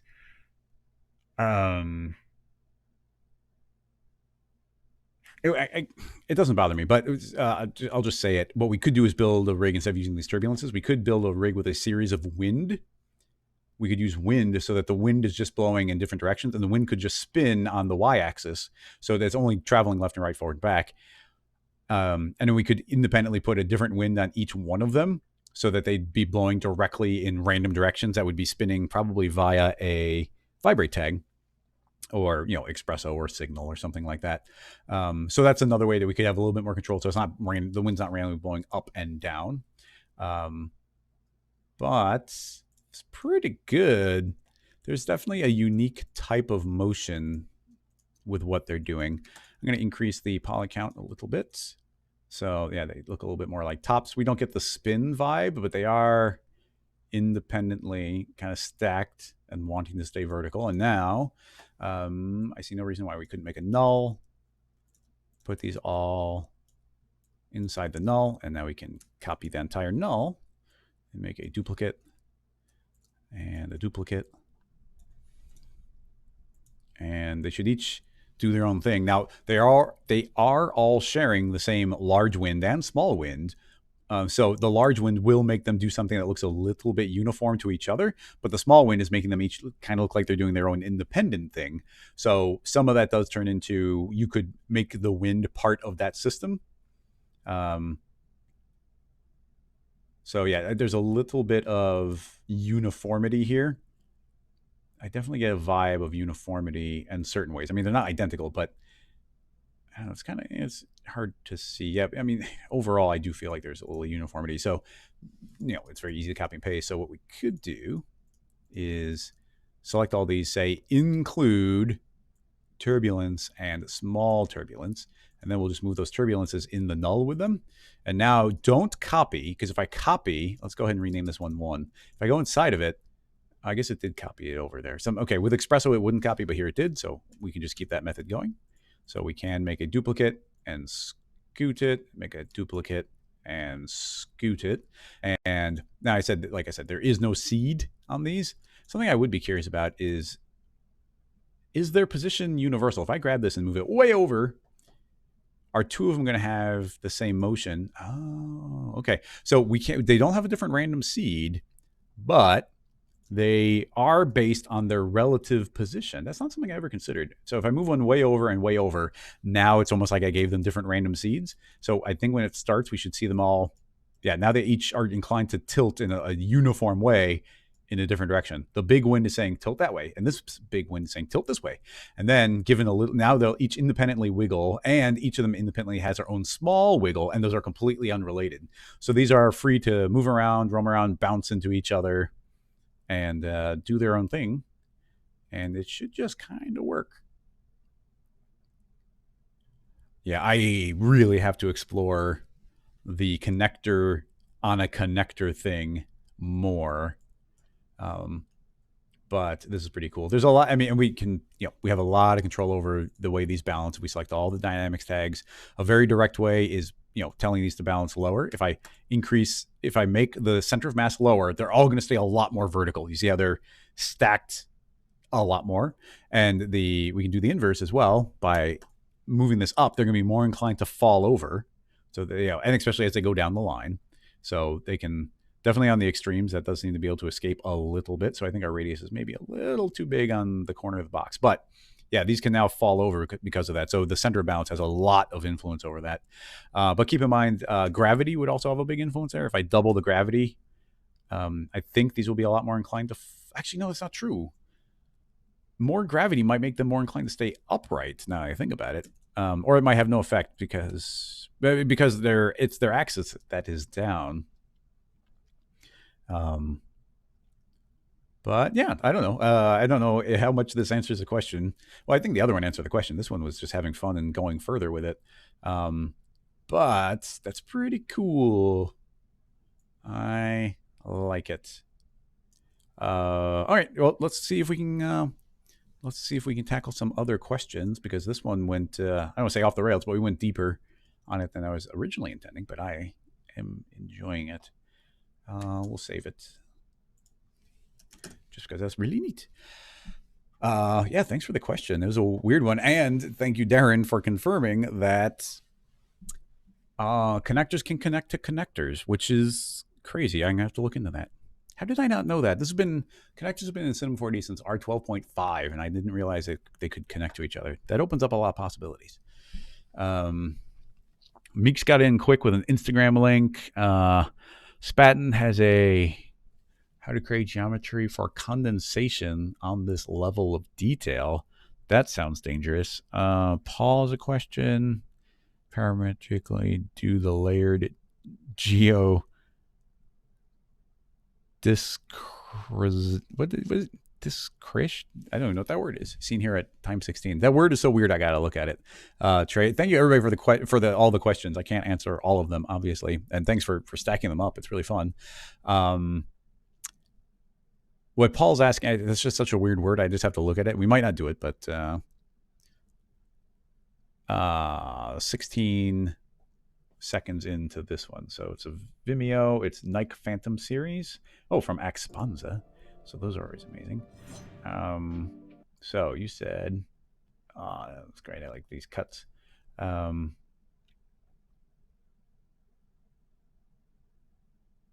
guessing you mean this. I do like this question. Once again, I can't talk about it yet, but we are working on some things that might help with this. Honestly, at the end of the day, I don't think this is cool. Don't get me wrong. I love it. That's awesome looking. And the concept of, like, we've seen these slices, but the idea of it kind of popping into existence on them, that's new.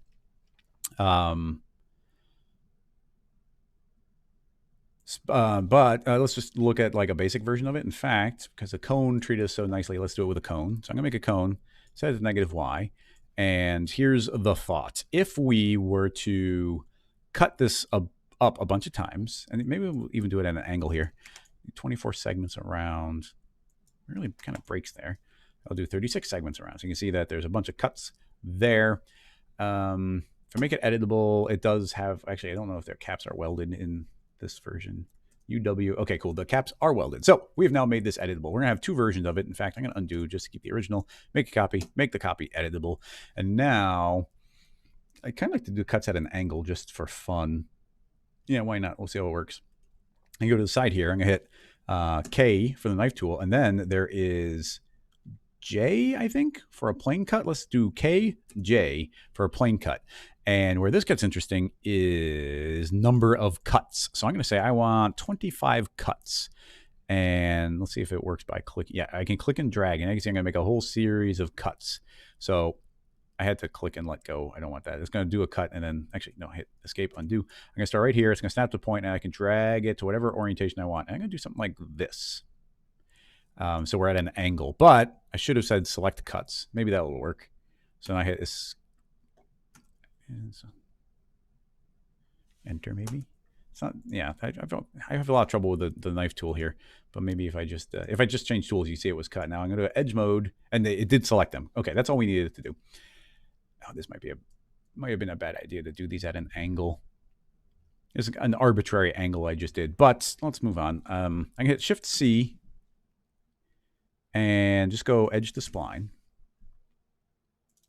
So now we've got a series, well, we've got a spline object. Let's hide this for a moment. You see we've got a series of splines that are cutting through. So I guess we can just eyeball it. I will just eyeball it. We're going to create an extrude. And the extrude, it's backwards right now. I'll put the extrude in like this. It's going to extrude. It's actually going to be a little bit weird. It's going to extrude every other one and kind of blend them together. That's a thing I've run into. Let's slow down and think a little bit meticulously here. We don't need the extrude. What we need to do is loft it, but we might need to loft each one separately. It's a little bit of a pain, but it's not that bad. There's a lot of different ways of doing this, but if I turn on loft, there's always a little bit of pain. Like what I'd love this loft to do is just to merge each of those separately, but it's not going to work. That only works with a single spline, so we need to explode it. So if we select all this, and how do we explode to segments? Explode segments. There we go. So now it's going to explode each of these out into its own little sweep, and this is now an empty spline object. If we make a child of the loft, I don't think it'll do anything. Yeah, sadly, no. So what I do need to do, fortunately, is how many splines do we have? Yeah, 23. So we need 23 lofts. 1, 2, 3, 4, 5, 6, 7, 8, 9, 10, 23. Okay. There might be multiple ways of doing this. I'm sure there is, but we'll just do this. Now, wait, why is the loft? Oh, are those not closed? Yeah, they're not closed splines. The loft currently isn't visually doing anything because it has to get closed. They're not in order, which is too bad. Bink. Bink. Is that this one? Why are they not? Oh, I didn't close them all. Close, please. Close, please. All right, a little bit manual. There's definitely ways of doing this that wouldn't be manual, but they're not immediately coming to mind. Here's something. You see I'm starting to fight the hierarchy here a little bit. You can actually open up a second object window. And now here, I'll just zoom in down here. And here, I'll zoom up. So now I can just drag from one to the other and not have to fight the object manager.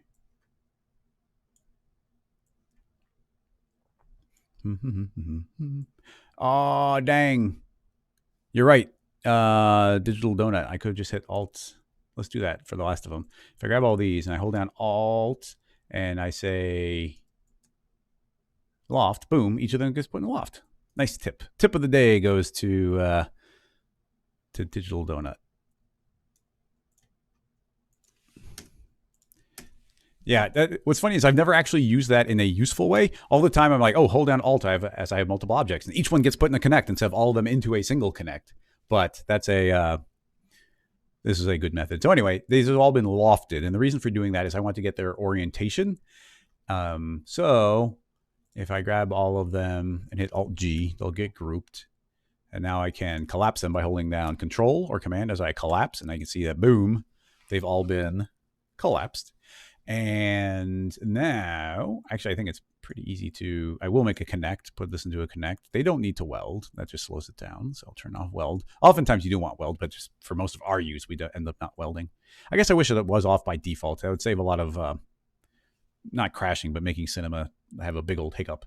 But now the thought is we can feed this into something like a cloth surface.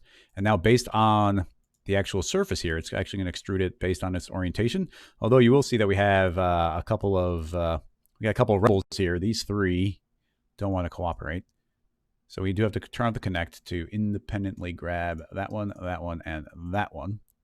And these three were different for no particular reason. All we have to do is select that, and that.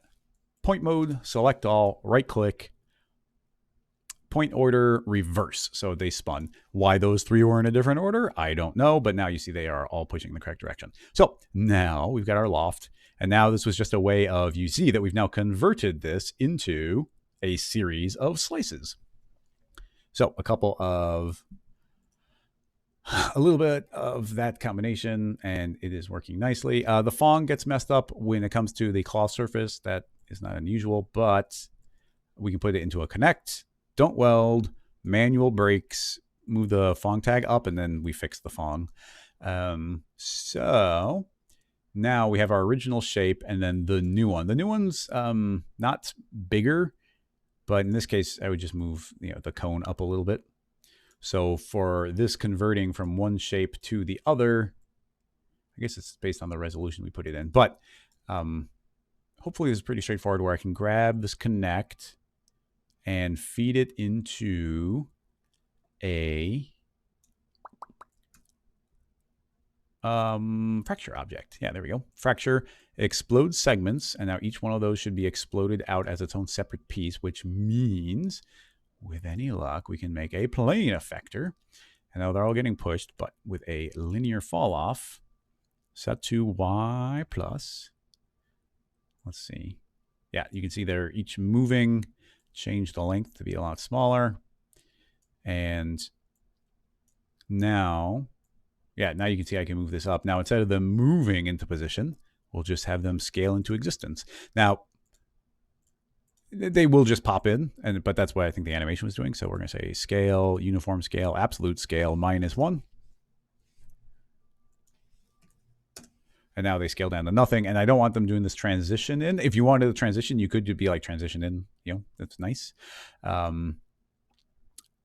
But if we just go to our plane and just give it a length of, here, I've talked about this and finally it happened. I've been trying to mention it.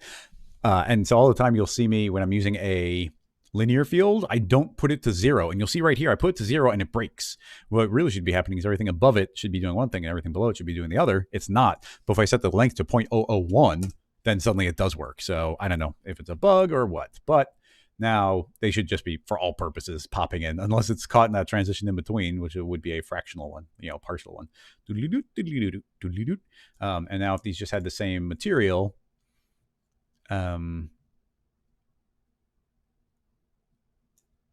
if we just colored them the same, then they should visually do it. Now, this is the simple. I know we did a lot of steps there, but this is the simple version where we're just letting it kind of cover up the other one. But the other one, we could have used the sliced up one. I didn't keep it, unfortunately. How many steps would we have to go back? I might be able to. Let's find out. I'm going to save it.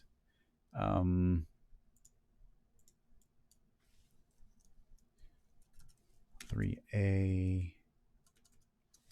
I don't even know what to call it. Slice pop in. I never know what to call it. Slice pop in. Okay, what I'm going to do is copy this and now hit undo like a bazillion times.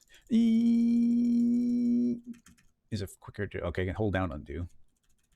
Almost there. Don't run out of undos.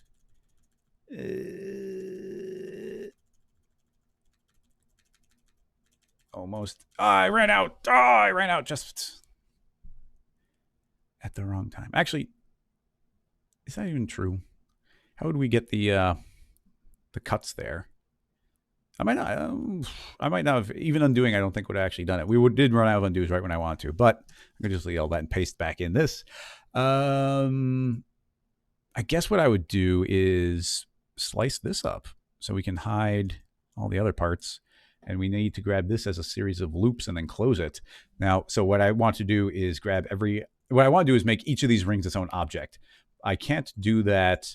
There's no automatic way of doing it, but the quickest way to do it is to select every other loop. And I was doing such a good job. But now we get up to this top one. It's going to start getting a little bit wonky. Can you stop at boundary edges? Will that? No, dang it. Okay, I don't want to spend all the time selecting every single one of those going across it. So I'll just finish it off with this one. And we won't grab the last few, but that's the idea. So now we could say UD for disconnect. And those are now separate. And yeah, so those are separate, which means if we select everything, every one of those alternating rings has been separated. And if we were to explode segments here, and I can never remember where the spline one's easy enough to find, but the mesh one, exploding segments is tougher. Polygon groups to objects. There we go. Mesh conversion, polygon groups to object. Click on that. And now we should have a series of little stripes as well. So that's the idea. Now we would have to spend a little bit of time going through each one and giving it its caps, UD. And I can put a cap on the top and a cap. Actually, do we even need caps? Now I think about it, we might not. If you want to fill those in, you could, but I think that's worked well enough. And now if we were to copy the entire fracture rig, I'm going to swap in this as the opposite one. And now everything else is gone. And if we unhide everything, then now these two things are doing the exact same thing. They're going to be fighting over it. But if I grab one of the linear fields and invert it, direction, it's not direction, it's remapping, invert. There we go. Now, yeah. So we didn't seal those off, but if we just move these two linear fields at the same time, then one ceases to exist at the same time the other one begins to exist. And they're the same cut. And I do think that looks better. And now we're a little bit more free to move those around. Just to throw it out there, we did take this linear field and say invert, and now we have to keyframe the same place and everything. Something you could do is delete one of the linear fields. In the second plane effector, I'm going to feed it the other one's linear field. And then this is now literally the same linear field. But inside of this new plane effector, we can create a invert. And now it's going to invert the output. And now the single field is going to control both of them. And now we only have to worry about keyframing one of them. So there might be slightly quicker ways of like getting the extrusions and converting them to splines, doing a bunch of those different layers. This did work, and you see the concept and exploding them out. It would be great if we could do a slightly more parametric version of it. And they did it, and Exponza does a lot of Houdini work, so I wouldn't be surprised if that's the way they did it. But, you know, that's the concept right there. I hope that was satisfying for the questioner. This is where you put manufacturer plus matrix. That's a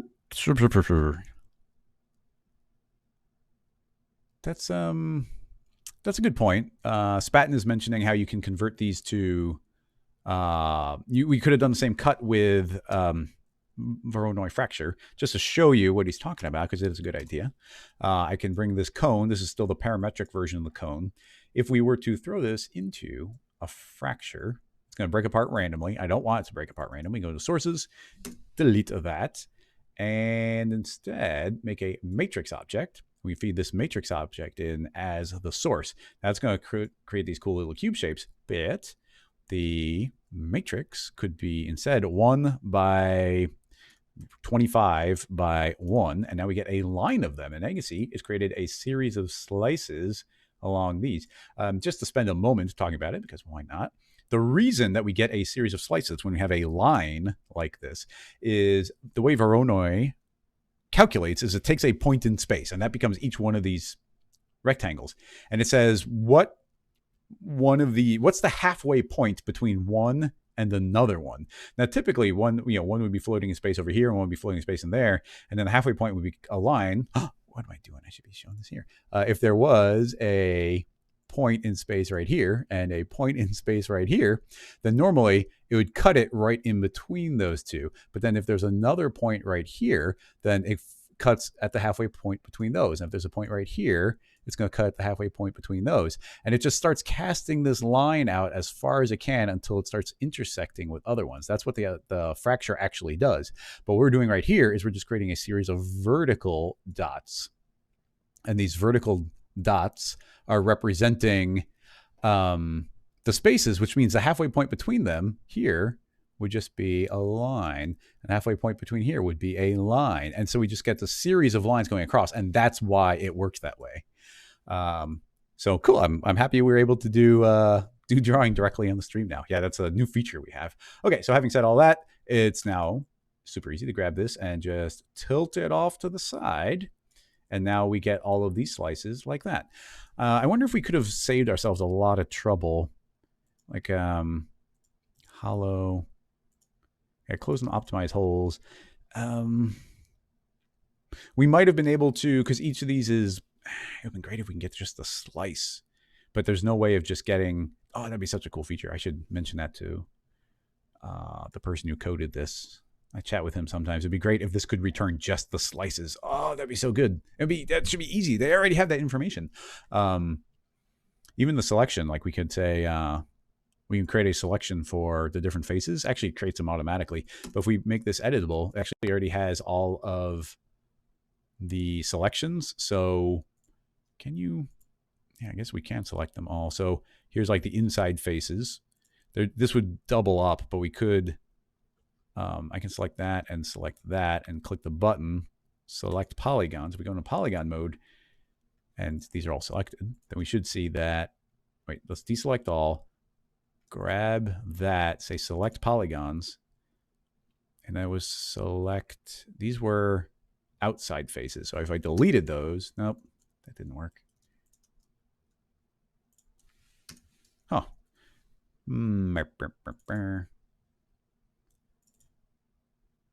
Maybe I might have messed something up. I was clicking too many buttons.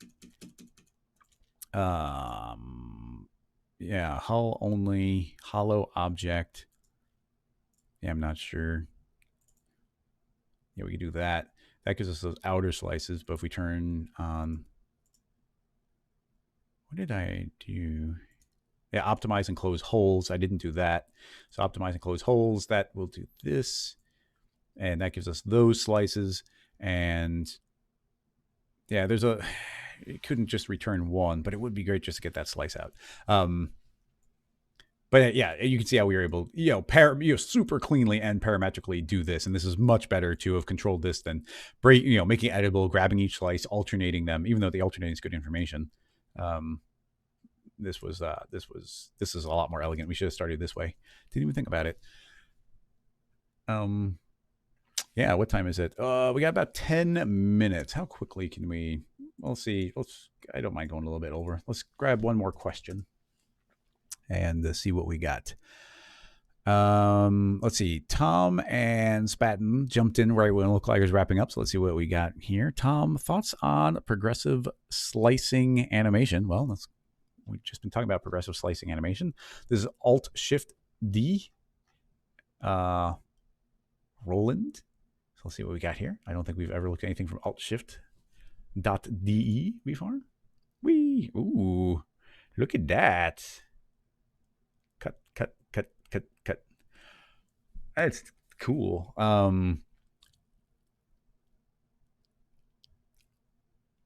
Daily render. They don't call it specific software. I don't see anything here that couldn't be done in Cinema.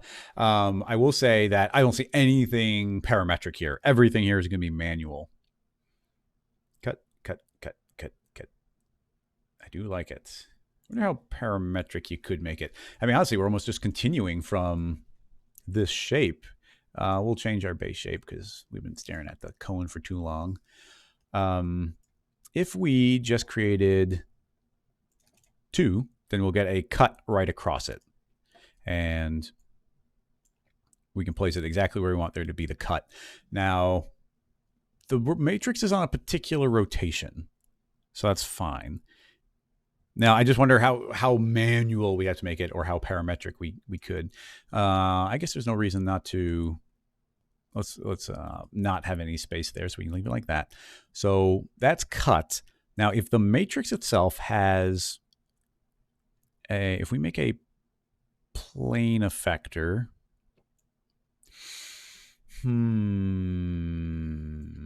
couple questions here. If we make a plane effector, it's going to start affecting the fracture object right away because it's being fed in.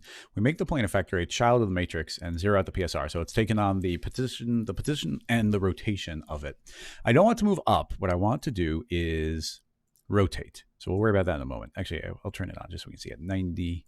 I'll spin it a little bit like that. Now, I want it only to affect one side, not the other. So we'll create a fall off. So it has a linear field, and it should be facing on y plus. So one side is being affected, the other isn't. Now, here's the big question.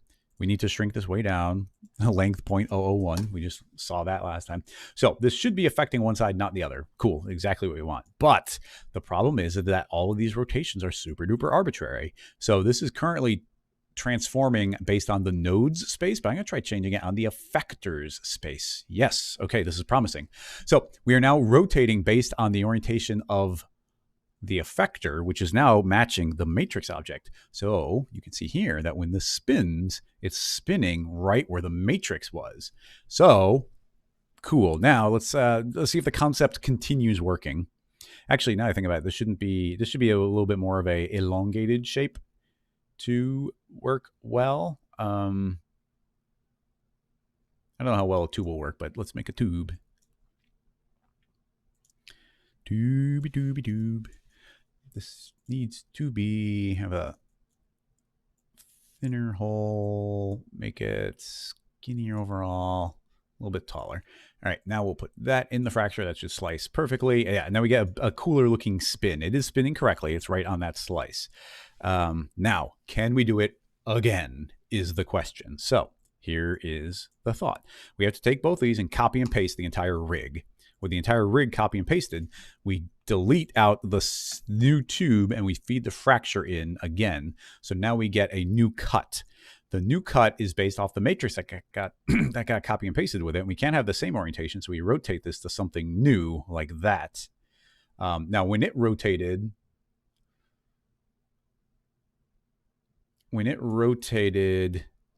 it is doing a new slice and a new rotation, but it needs to affect, no, that doesn't seem wrong, but okay.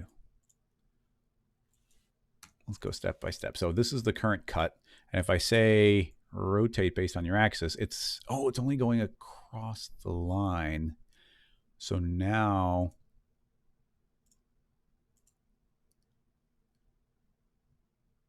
what did I just do? It's only doing on 1/2. So maybe the subsequent ones don't use.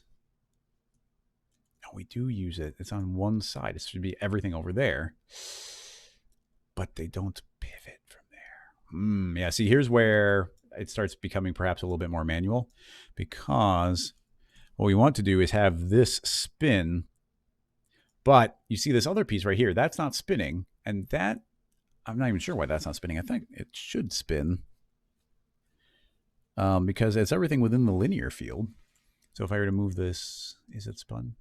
It is spun a little bit. So if I move this a little bit, yeah, you see that, this piece is not spinning in spite of the axis moving over. And I'm not sure what we're colliding with. Is the bounding box? Is it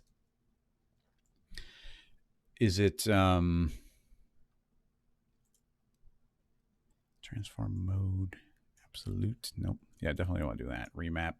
I don't even know what remap means. Not object for sure. So yeah, this goes to immediately. This is the concept, but it's from this point forward. I think you have to do it manually, as far as I know. Yeah, Spat, and you're saying, yeah, could they be connected? That's a long shot, but I don't know that it wouldn't work. So if we put this into a connect object, that reblends them together. But, if we turn that off, those have been remerged, and let's not weld. But then we cut again. But these are not, they're not one object. They don't share an axis. They are two separate pieces. So,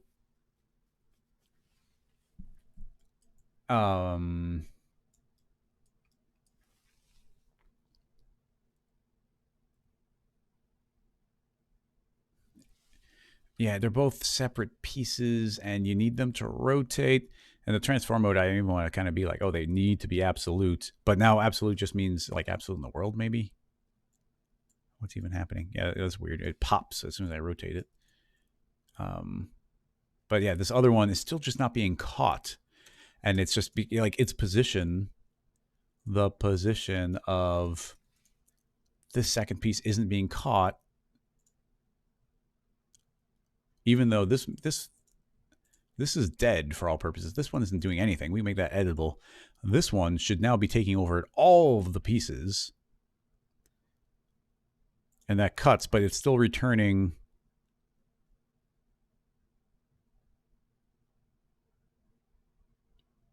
It's still returning these as 4 pieces. We would need it to return these not as 4. And there's no way to re-weld those.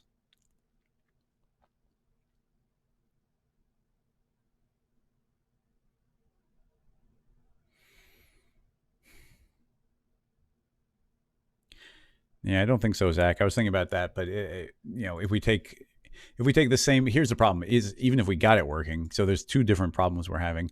If we go into the effectors and we have the second new plane effector affect the first one, then it's in the old one and in the new one, and you'll see that suddenly that top seemed to get affected, which is weird.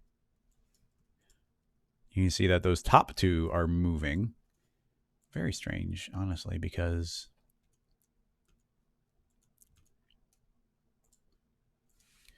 let's just rename this to be certain. Yeah, see, this is 2, and that is being fed 1. So this is only affecting that 1, and it's not catching the axis, probably because a bounding box is being generated. I think the center point of these is getting generated by a bounding box, which means a bounding box's center point is somewhere over here, not in the center of that object. And there's never been any way of modifying that.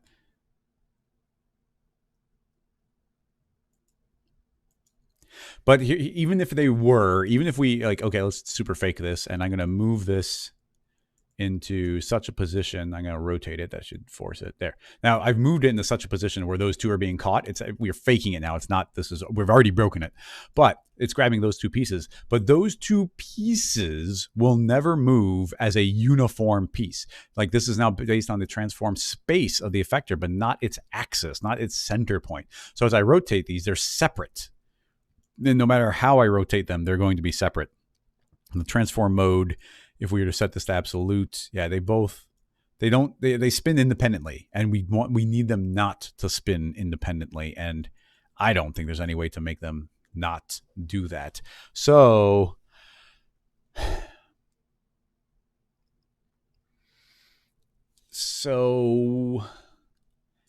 then it goes to essentially like this is a great way of generating these cuts, but let's just kill off the second layer. So now we're just back to the original.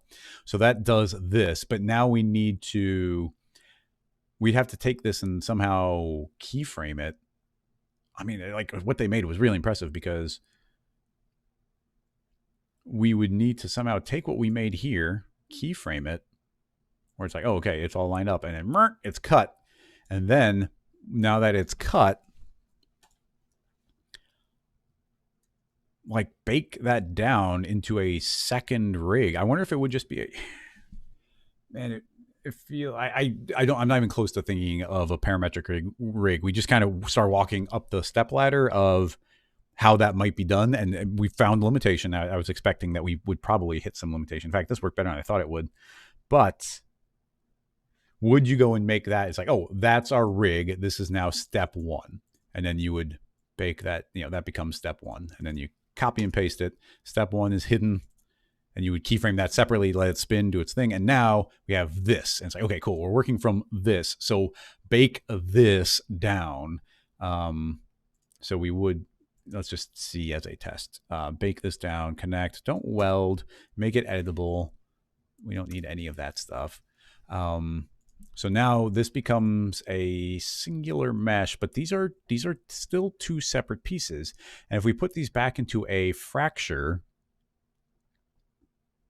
I think the same thing happens. They're treated as 2 separate pieces. So while that was really cool to get the cut, I think, well, no. I mean, it's still the same process, but we could keep it here and then be like, okay, now we're making piece number 2. Let's rename that. So we still do the same process where we say, okay, cool, copy, paste, make it editable, delete that one, feed it in itself again. Now we have a second matrix. We choose a new position to rotate where are we doing the cut, but we don't want to slice. This isn't slicing. So now we've got a new cut. So cool, new cut right there, all good. Now what we would do is bake this down. So this all gets thrown into a connect, made editable, and then, and don't weld, very important, don't weld, and make that editable. And then what you do is select that and that, hit UW, and now we have those 2 pieces, and we say UP to split as an object, delete. And now, I always do that backwards. Select that one, delete. And now you see I have part 1 and part 2. And once again, all those tags can be deleted. So now we have 2 separate pieces like that. And if we, I guess the matrix is still representing the slice. So if I were to, I'm just going to hit Alt-G to put that into a null. And now if we were to put piece 1 into that null, we can now spin that on the new axis. You see the 2 pieces are stuck together moving. So you have to imagine doing that again and again and again. So now we've got these new pieces, remerge them, and then you just keep doing a single cut every time as if it's one piece and select the new ones. And then we would go and do the very manual process of being like, okay, well, that goes away. These are now piece number 2, and you would make that invisible, and then kind of go up the hierarchy as you're rotating through. Doable, but very, very manual. I don't really see any purpose in going further on it. It would just be we can do one more layer just for clarity. So yeah, just for fun, just for clarity, maybe not for fun. Let's say that's piece number 2. We would recombine these again in their final state. So we probably just say connect and delete, connect objects. So that created that new one right there. We need the original rig, copy paste. And we're not using that object, we're using this object. And we're hiding number 2. And now we've got our matrix again, and the matrix is once again just going to generate our next cut. So, and we would want the matrix to not have any rotation. This is just for the cut. So we could take these and spin. And yeah, so you see the new cut emerging wherever you'd want that to be. Maybe something like that. So that becomes the new cut, which is, it's nice looking. Connect, don't weld, delete all the tags. And now we'd have to, again, catch this on the cut. I kind of lost my orientation. It'd be pretty easy to select if you go onto the correct kind of camera view, something like that. So I think if we pass through and I select kind of like that, you have to be pretty careful, but do that, UW, and now you can see, let's see, even there I missed one, and yeah, UW. So you can see I've got a cut through there. So once again, UP to split that off, select the other one, hit delete to delete the original one. The matrix is the axis, Alt-G, delete the matrix, put this into the axis, and now that is part 1, part 2, put these into number 3, and now the null is representing the new axis in which you'd be like, okay, cool, that happened. Now, which one do we rotate on? I don't even know. or it's this one. We rotate there, and we get another rotation. So each one of these is the next cut. The fongs need to be a little more carefully maintained. We'd have to find the right axis or get the, create breaks at fong edges kind of thing. But you can see how we're getting exactly that shape. But we'd have to, take it, chop it, final position. Cool. Now make the next cut. Take it, chop it, final position. Rotate that one. Delete the fong tag. Yeah, I'm on the ball on that one. So, yeah, and you can see exactly we're starting to get that type of shape emerging. It's unfortunate it's so manual, but I do like the matrix and the plane effector with a fall off. It's nice that we can change it to the effector, and boom, we can get that one cut to get the spin. I just wish the axis went in. And I guess one of the I'll save this, but it's funny to say, but one of the problems here is the matrix is doing, or the fracture object is doing too good of a job. Let me see. I want this to be cut, and cut again. The matrix does too good of a job, because even if we were to take, I'm not going to go all the way on it, but let's say we were making a fourth piece, you would once again connect these pieces together, and this new piece and all others hide. So now we just got this final new piece. It's one object. It's one piece. If we click on it, it's one polygon object with all polygons selected. Okay, cool. Fair enough. But as soon as we take it and put it into the fracture object, the instant we do, even if we delete all the sources, it's respecting all the separate pieces. It's now viewing each one as a separate segment and returning them separately. Instantly, that is breaking our ability to rotate them in a specific way. We would need the fracture object to not acknowledge these. And that's actually the difference. We don't want to separate the segments out. And there's not a checkbox for that. There is no, it would be here in the main tab, and there just isn't one. There's no setting to make these not be separate. As soon as we put this in, you see, as soon as I make a child and make this editable, that's going to explode them out as their separate chunks. And we would need there to be something where they don't get exploded out as separate chunks. And I don't think there's a setting for that.